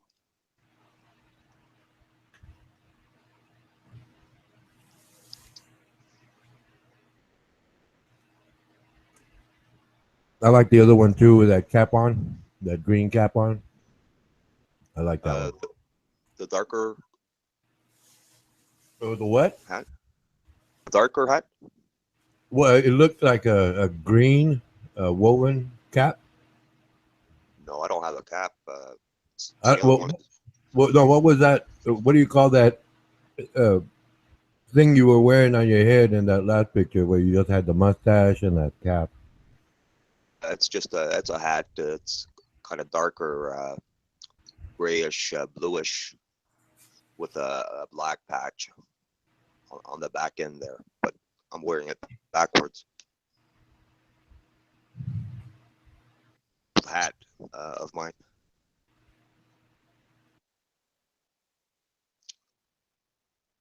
That goes everywhere with me. That one. I imagine you have a small collection with the weather up there, like it is. No, actually, I have a few hats, but that one is very important to me. That was my dad's old hat. Yes, it looked. It didn't look like a modern style hat. Yeah, the hat. But well, besides belonging to your dad, did your dad wear it like for any like military or social significance? Yeah, well, no, that was my dad's hat, and it means a lot to me.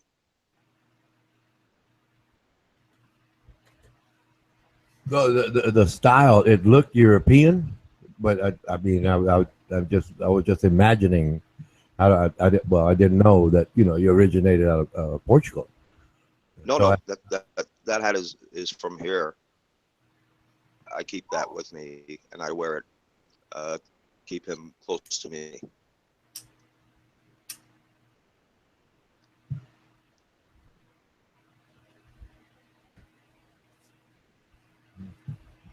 we had some pretty good. Go ahead, please. He may be gone, but he'll never be forgotten. Well, that's true. That's true. I mean, do you have children? No, I don't, Ronan, and I'm not going to venture into that. Oh no, I'm not.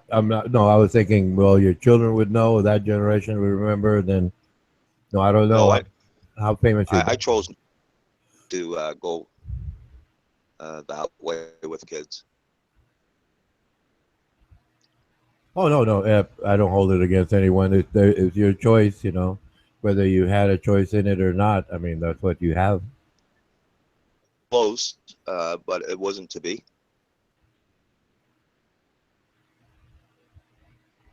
If that makes sense. Oh yeah, everybody gets close, but it wasn't meant to be. It's different issues. I'll grant you that. But Right. yeah, everybody. Right. So I took it. Everyone takes it. Yeah. Yeah. What did you think of our tour yesterday with Uncle? Yes, I was going to say that. Yes, I was gonna mention that, but you started chatting. Man, that was most interesting window of conversation. I enjoyed it all the way through.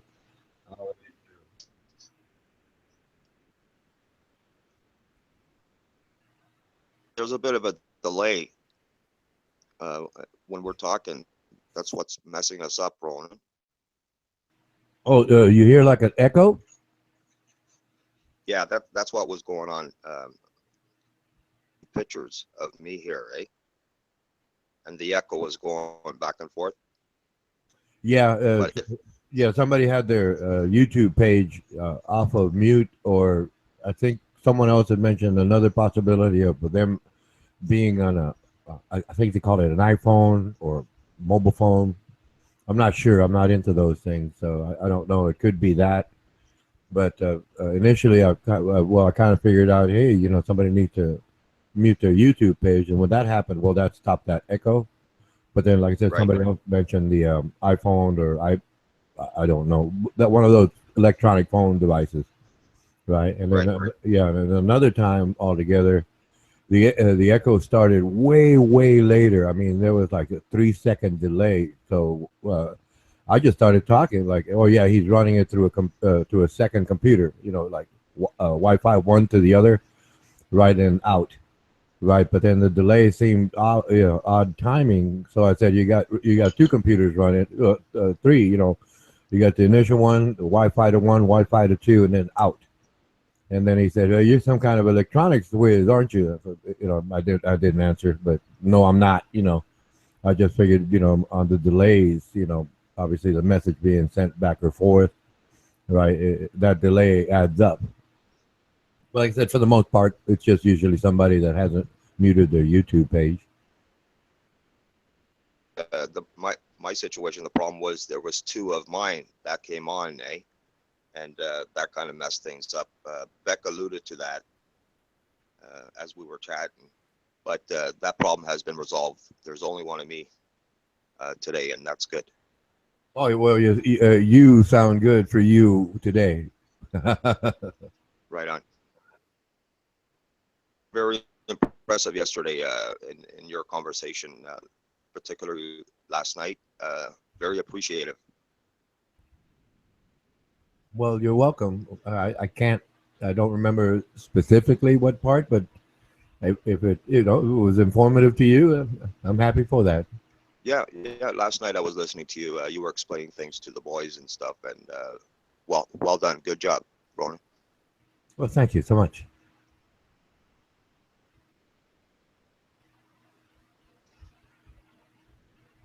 So, what did you think of the Georgian Bay and all that we've ventured into? It's nice. Well,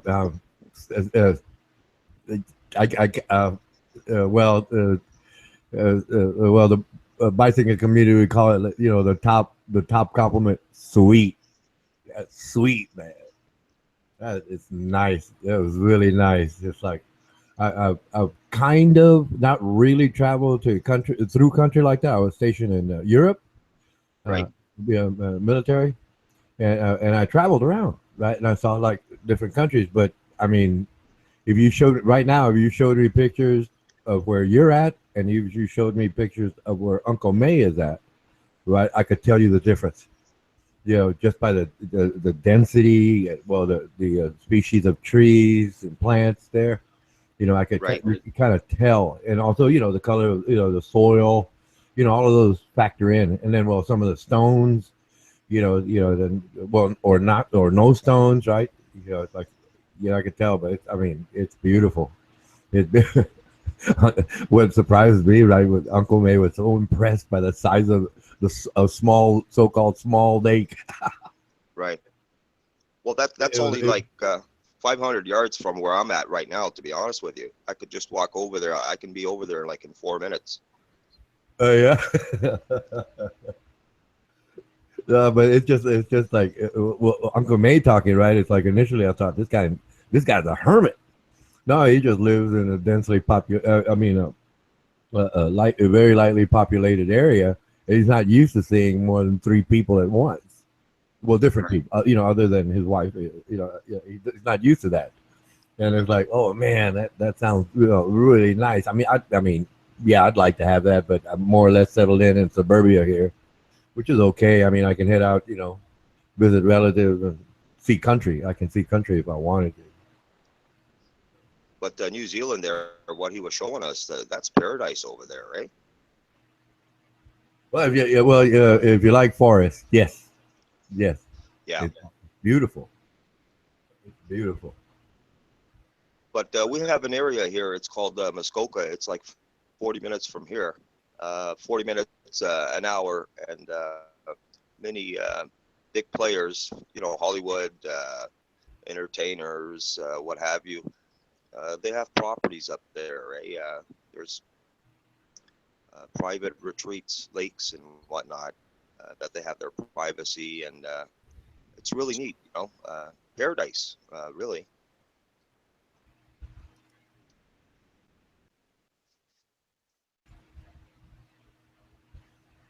I'm imagining expensive homes, you know, just all lakefront property. Oh Yeah. yeah, what you expect to see. Goldie Hawn, just to name one, she made the news about 10 years ago for going on their boats and stuff, getting close to her property and privacy, and she wasn't too happy about that. And you know, I think she Oh, had so thoughts those about. so those waterways are regulated? Well, the paparazzi, they got on their boats and they were, you know, kind of Oh, harassing. the paparazzi thing. Yeah. Yeah, they were harassing her privacy and stuff, and she kind of had some thoughts about, you know, moving on from there. You know, that's unfortunate, you know, when it comes to that. I imagine she found the spot to avoid the paparazzi, and they found her out. So Yeah, but the thing is, she was so happy, you know, her and Kurt and Kate and her guests, because they would go into town and people, the locals, would not bother them. You know, they felt right at home. But it was the paparazzis that harassing them, you know, and that. yeah, Uncle May mentioned the same thing. You know, like famous people that they know in their country, right? They just go around, they shop like everybody, go to stores and oh hi, just being neighborly. But that Right. paparazzi is the problem. Yeah. The locals, they're used to seeing people from, you know, we're talking popular people, you know, movie stars, entertainers, artists, what have you. They just let them be, you know. It's nice, you know, to be in awe in the presence of someone, right? But you know, let them be. Seems like everyone else. Well, yeah, yeah. I mean, obviously, if they're on a stage, well, yeah, well, obviously that's Yeah. where we give them attention. But if Right. you get off stage and just walking around, I don't see the point in trying to take their pictures. I mean, I think there's enough pictures of them circulating in the first place. Right. Right. When they're at work, you know, on stage or what have you, yeah, you know, they're working. Oh yeah, yeah, they're doing their job, and we're Yeah. entertained. That's what they're supposed to do. Yep. But it's like you point out, it's that paparazzi. They're trying to make a buck. Some I don't know, some pose that compromises them as people because they're laying down in a towel. Okay, Yeah. I don't know. You know, they work hard. They want to have their free time. They don't want to be bothered, just like anyone else. You know.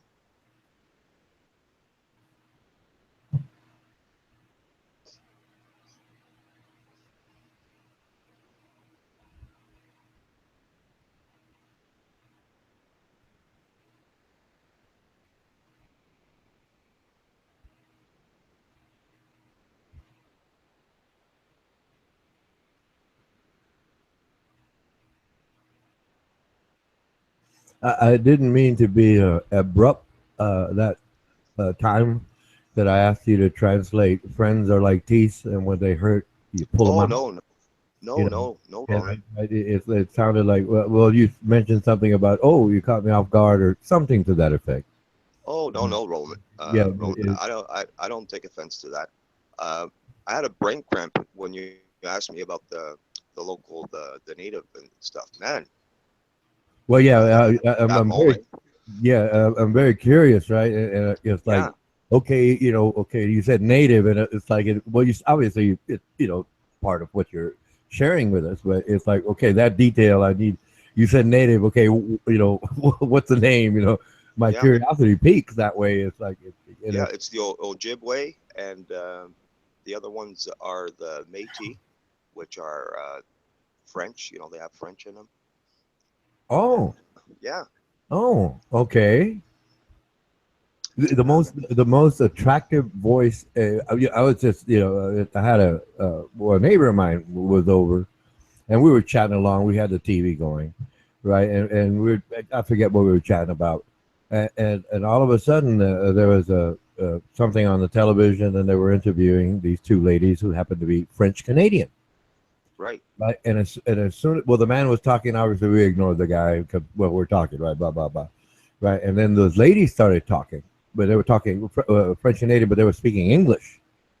Right. And all of a sudden, it's like I recall now, the both of us snapped our heads toward the screen, right? Because it was the most attractive accent. I mean, the ladies were beautiful, right? After the fact, after the fact, they were beautiful. Okay, fine. I'm not talking about that. But like I said, it's like you and I are talking, and then we hear this voice, outside of our eyesight, our field of vision, and like I said, and all of a sudden that voice started talking. It's like I had to snap my head. I had to see the person that was talking, and it was so. I don't want to get like erotic in what I'm saying, but it was so appealing.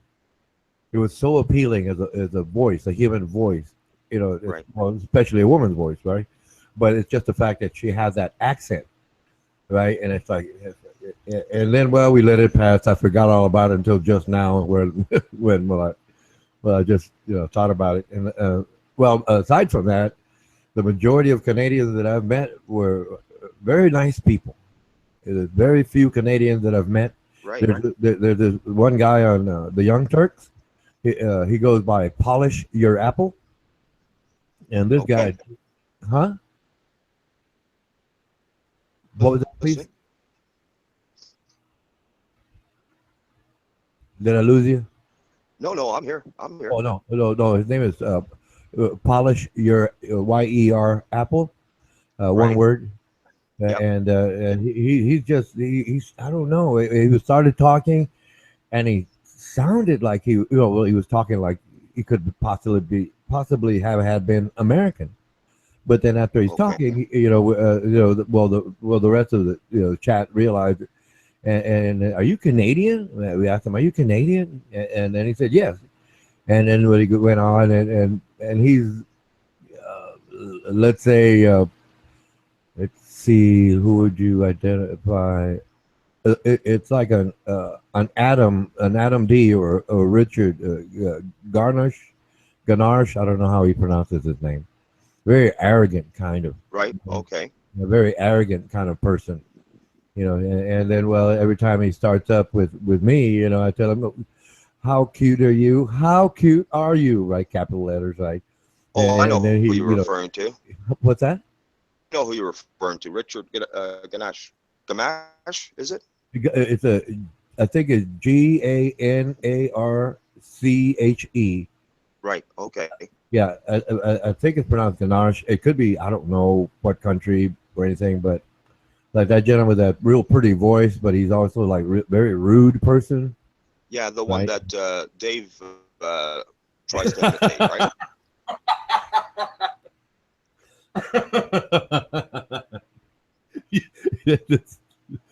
That was a funny series of events.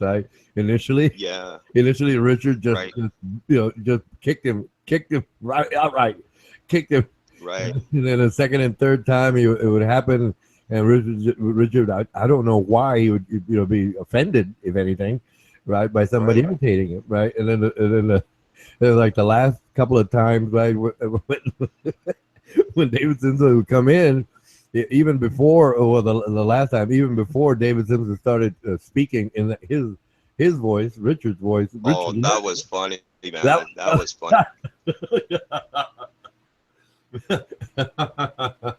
But see, okay, as I understand it, there's an old quote. I forget the person's name, the man's name, and it's what is it? Imitation is a sincere form of flattery.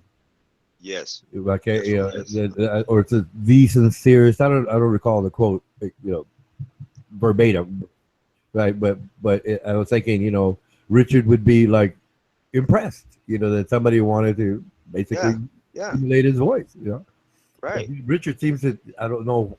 I don't know why. Okay, that's just it. I don't know why.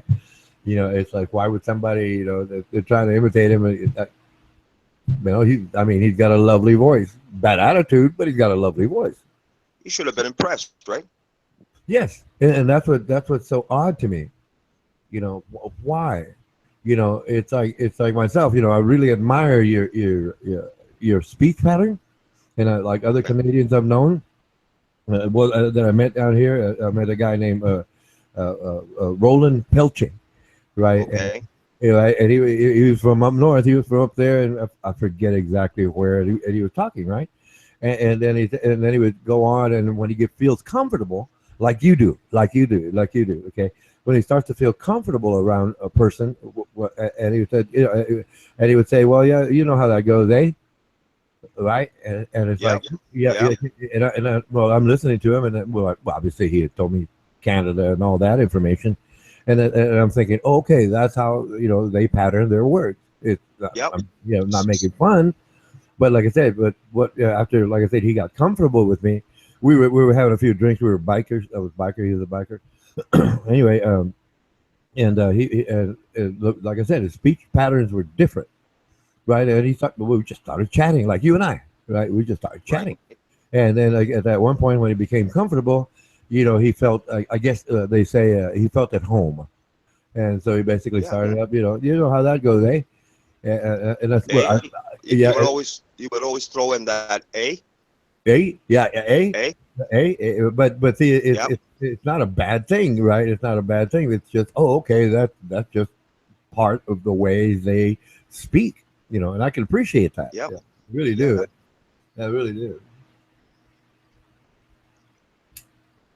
Right, and everybody was comfortable, and then that's the way we talk. People make fun of it, but we're comfortable with that. We're not offended by it. It's the way it is. Eh? Hey. See, I threw it in there. Eh? Hey, yeah, but I noticed you threw it in there. It wasn't just because you were talking so-called naturally.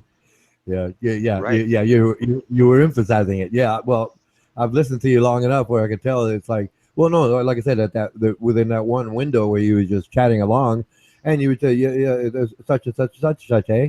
And then, well, you're just being natural about it, right? And I said, oh, you know, okay, you know, I'm familiar with this, right?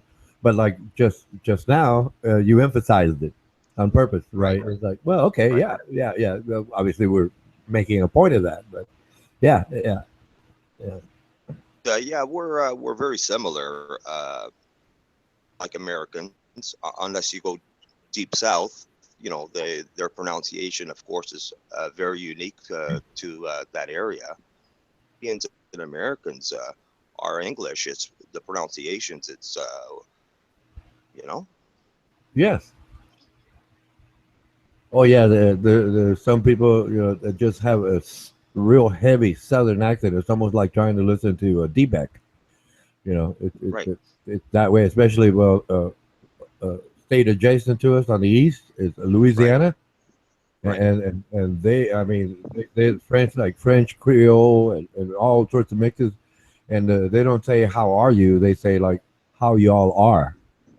Right. Yeah, that's the way they talk. And well, I knew some people from that, you know, that state, and they were talking. It's like, and initially, right, I couldn't get it. It's like, okay, and then they kept talking.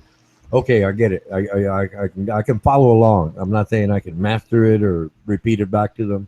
No such thing happened in the short time that I knew those things. But Ronan, we have people from the East Coast, like Newfoundland.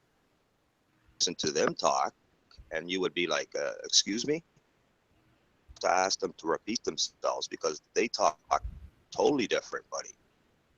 For me, it's easy because I know right away they're from Newfoundland. I could pick it up, you know, having to people I've worked with from Newfoundland.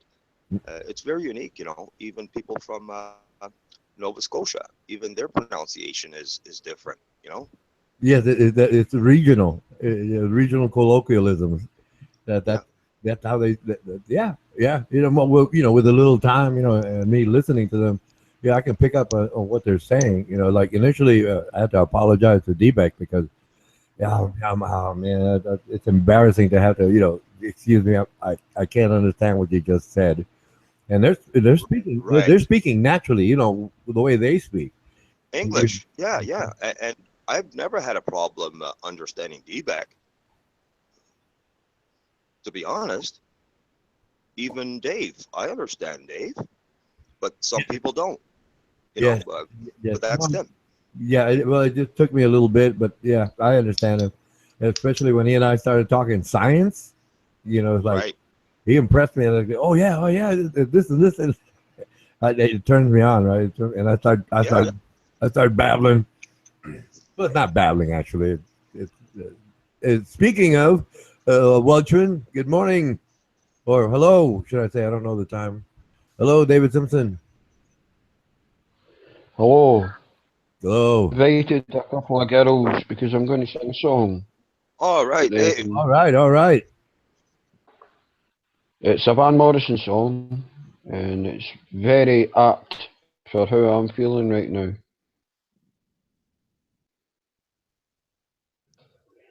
I don't know if the girls are going to come here or not. I don't know if they're going to come. I say girls anyway because one of them is Ashley and Neely.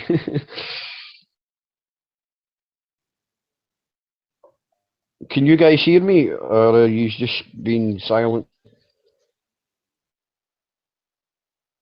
Well, I mic'd out so you could All right, start all singing. right, okay. I can't see the screen because I'm checking the lyrics for this song. Oh no, no, For well, I see your it's avatar. beautiful. I see your Homer Simpson avatar. Yeah, yeah, That's it's what I cool. see. It's cool. I'm checking the text chat to see if Raleigh's here or Ashley Neely, but I doubt it. More to invite them.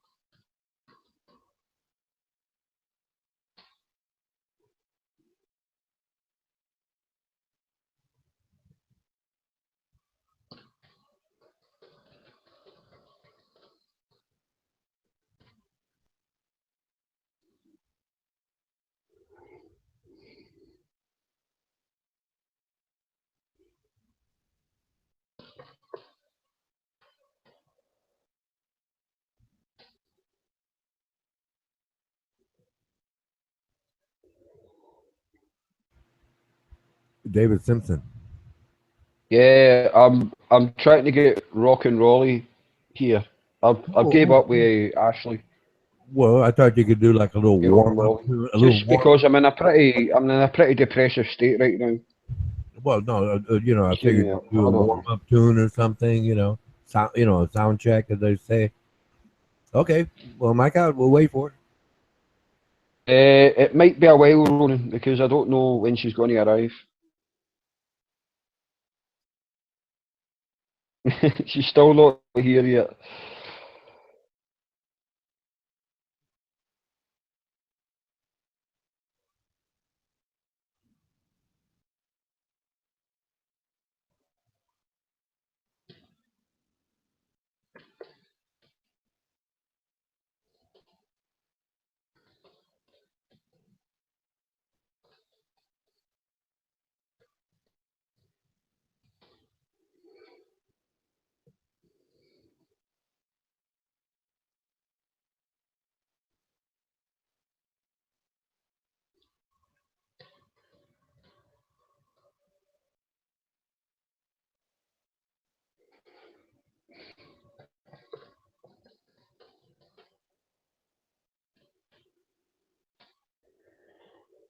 Right, Ronan, here we go. Just give me 1 second.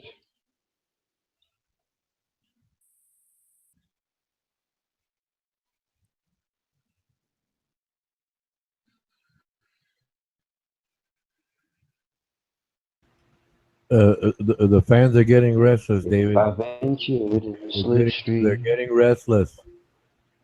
viaducts of your dream, where a mobile still runs crack, in the back road stop my name. Would you kiss my eyes to lay me down? In silence easy again, to be born again. From the far side of the ocean, wheels in motion, and with my arms behind me, and I'm pushing on a door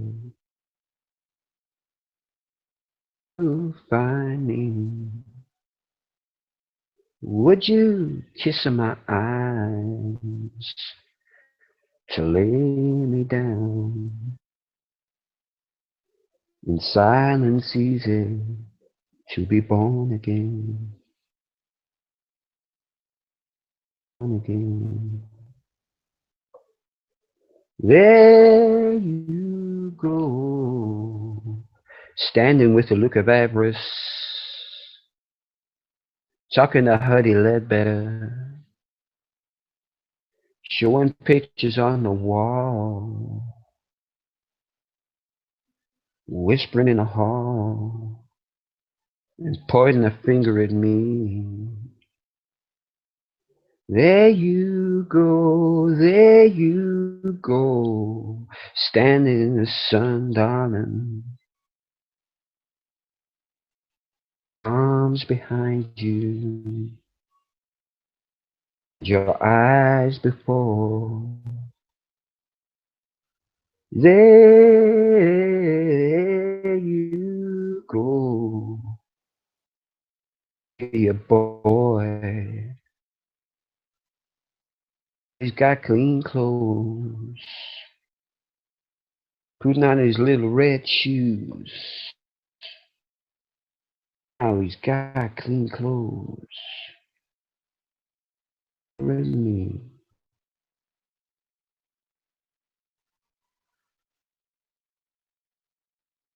Here I am, standing in your sad rest, my very best, looking straight at you, coming through, darling. Yeah, yeah, yeah.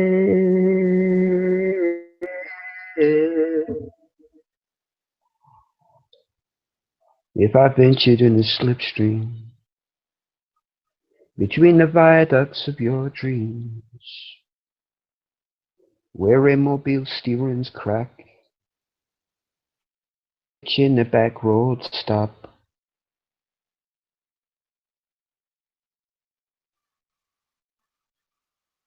you find me. Could you kiss my eyes, lay me down, silence easy again, to be born again. Oh, to be born again in another world. Oh, in another time. Got a home on high. Ain't nothing but a stranger in this world. I'm nothing but a stranger in this world. Got a home on high. in another land, so far away, so far away, way up in heaven, way up in heaven, way up in heaven, up in heaven. There you go. That's Astro Weeks by Van Morrison. Or have you muted me?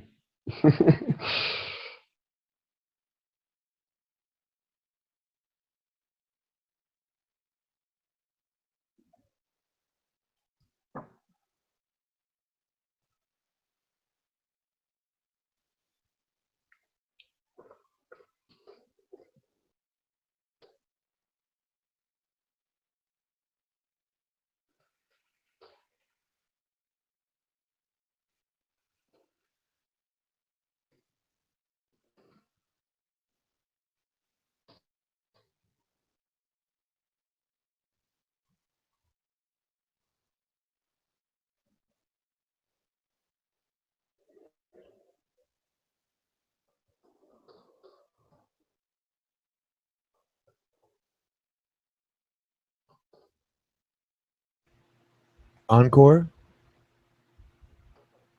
I'm just waiting for a request, Ronan. I'll sing again if Rolly asks me for one. As long as I know it. Well, yeah. Singing is therapy for me. All right. Mark out. I enjoy it, even though I've not got a great voice. I enjoy it. Great singing. I just do it because it makes me feel good.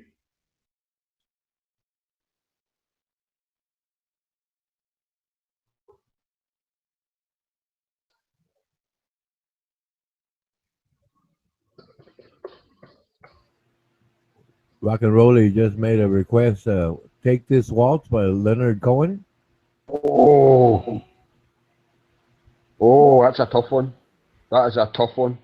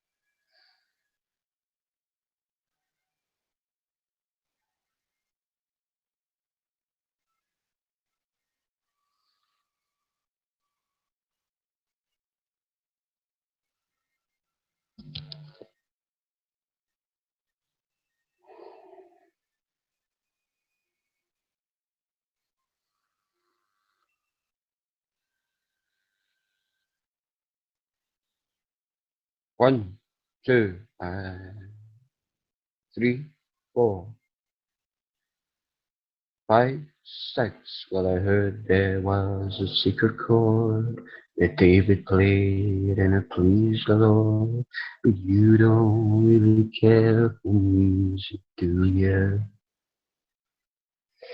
Well, it goes like this: the fourth, the fifth, the minor fall, the major lift, the baffled king composing hallelujah, hallelujah, hallelujah, hallelujah, hallelujah.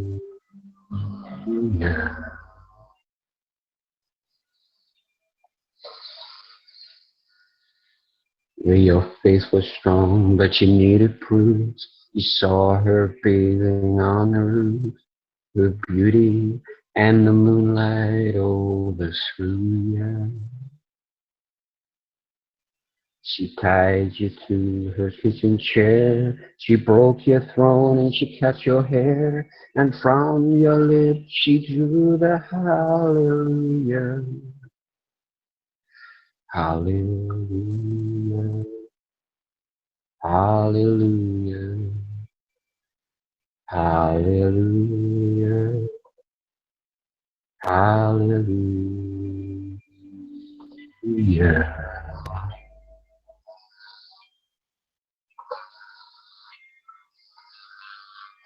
Oh, baby, I've been here before. I see this room and I walk this floor, you know. I used to live alone before I knew you. And I'd see your flag on the marble arch. And love is not a victory march. It's a cold and it's a broken hallelujah. Hallelujah. Hallelujah. Hallelujah.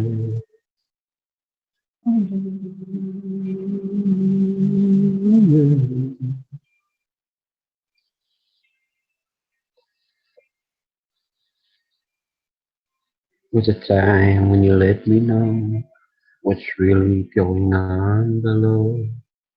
But you never show that to me, do you?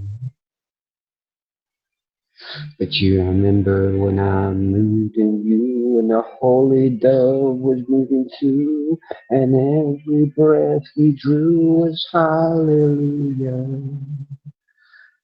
hallelujah, hallelujah, hallelujah, hallelujah.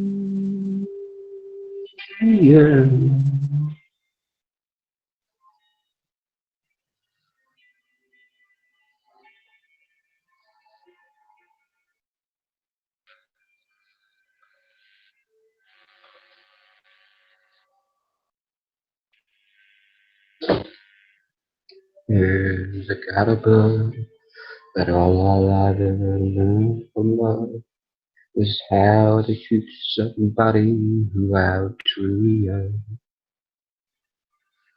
And it's not a cry that you hear at night. It's not somebody who's seen the light. It's a cold and it's a broken hallelujah. Hallelujah. Hallelujah. Hallelujah. Hallelujah.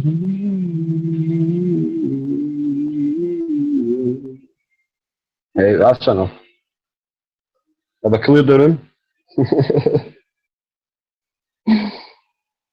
Ja, habe ich begütigt. Oh, lezen have. I don't know.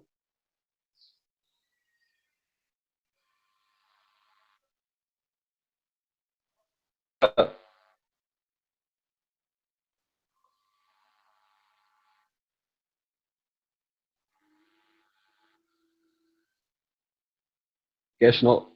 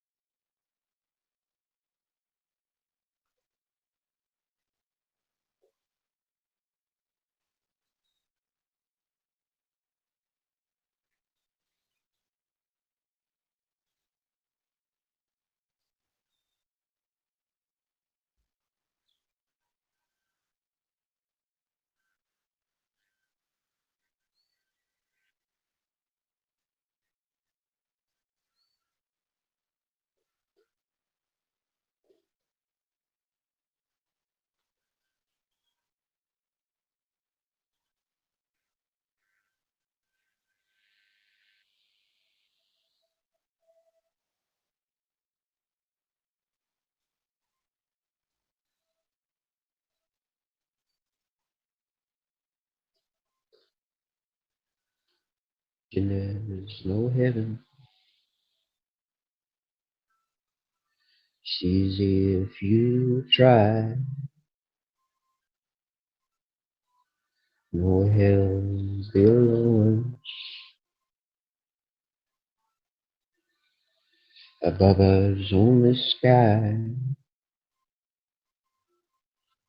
Imagine all the people today. Imagine all the countries.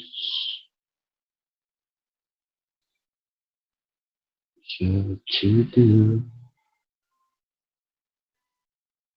no need for greed. people, and no religion too. Imagine all the people sharing life and peace. You may say I'm a dreamer, but I'm not the only one. Someday you'll join us, and the world could be as one. Imagine our position. It isn't hard, you can. No need for greed or hunger. A brotherhood of men. Imagine all the people sharing all the world. I hear you may say I'm a dreamer, but I'm not the only one. I hope someday you'll join us,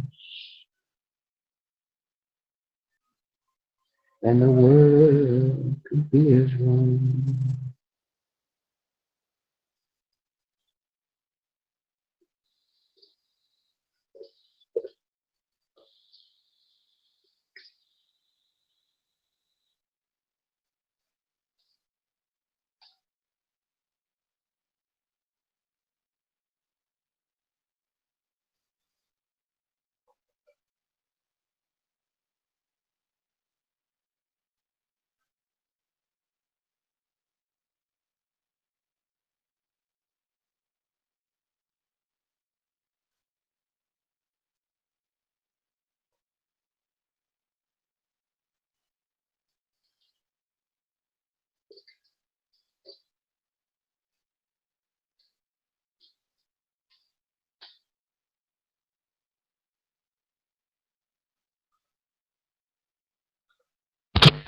Okay, this one is for all you David Bowie fans.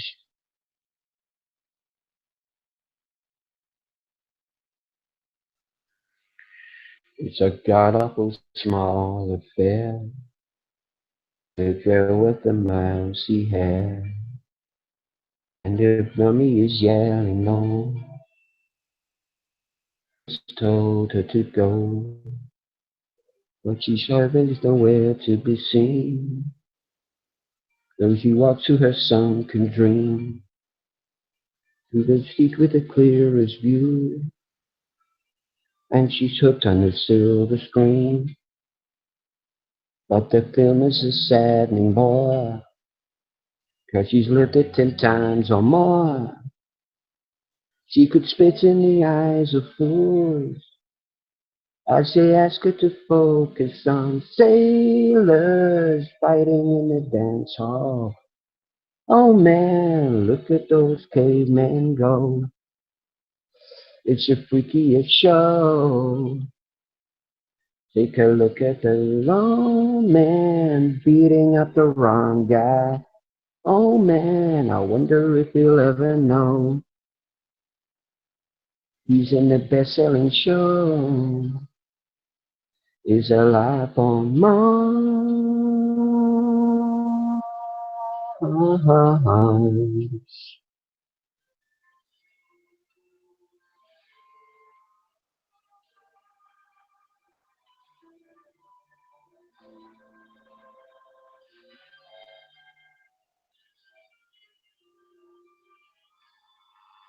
It's on America's tortured brow that Mickey Mouse has grown up a cow. Now the workers have struck the fame, 'cause Lennon's on sale again. In a million hordes, from Ibiza to the north of Broads, Rule Britannia is out of bounds. To my mother, my dog, and clowns. But the film is a saddening bore. 'Cause I wrote it 10 times or more. It's about to be writ again. As I ask you to focus on sailors fighting in the dance floor. Oh man, look at those cavemen go. It's a freakiest show. Take a look at the lawman beating up the wrong guy. Oh man, I wonder if you'll ever know who's in the best-selling show. Is there life on Mars?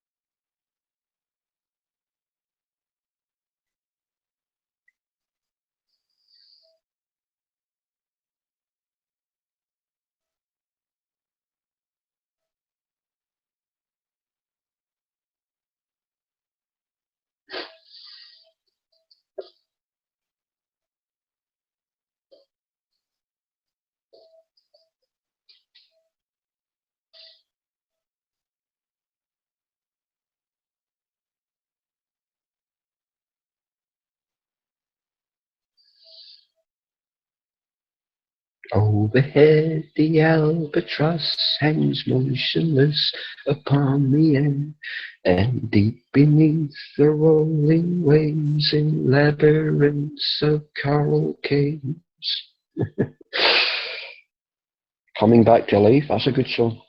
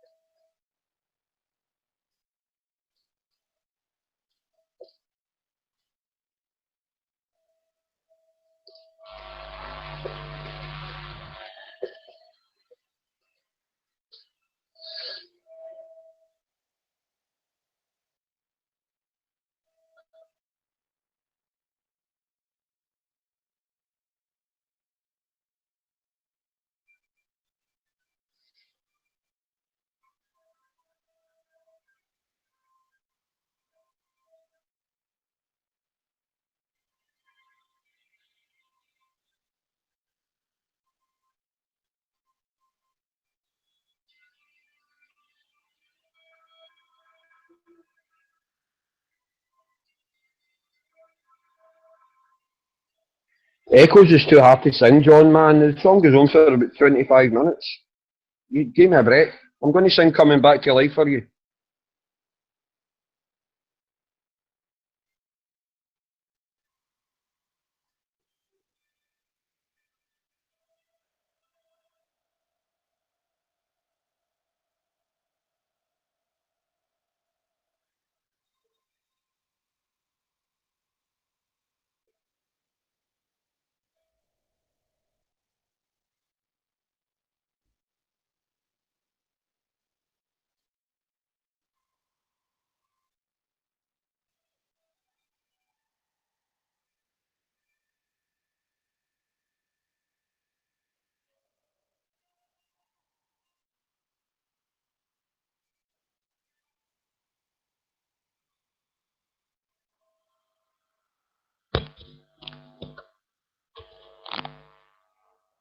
Where were you when I was burned and broken?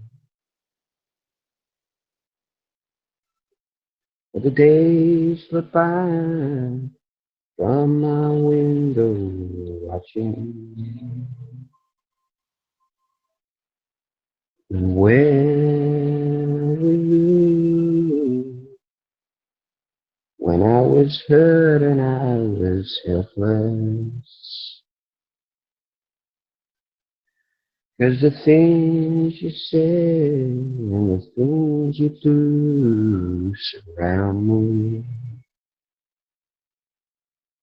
While you were hanging yourself on someone else's words, dying to believe in what you heard, I was staring straight into the shining sun.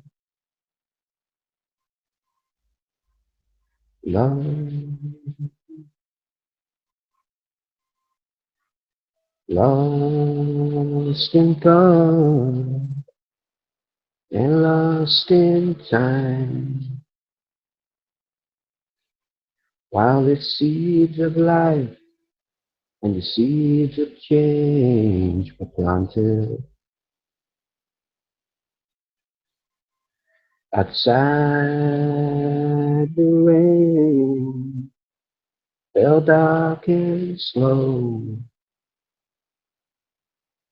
while I pondered on this dangerous but irresistible pastime. I took a heavenly ride throughout silence. I knew the moment had arrived, the killing the past and coming back to life.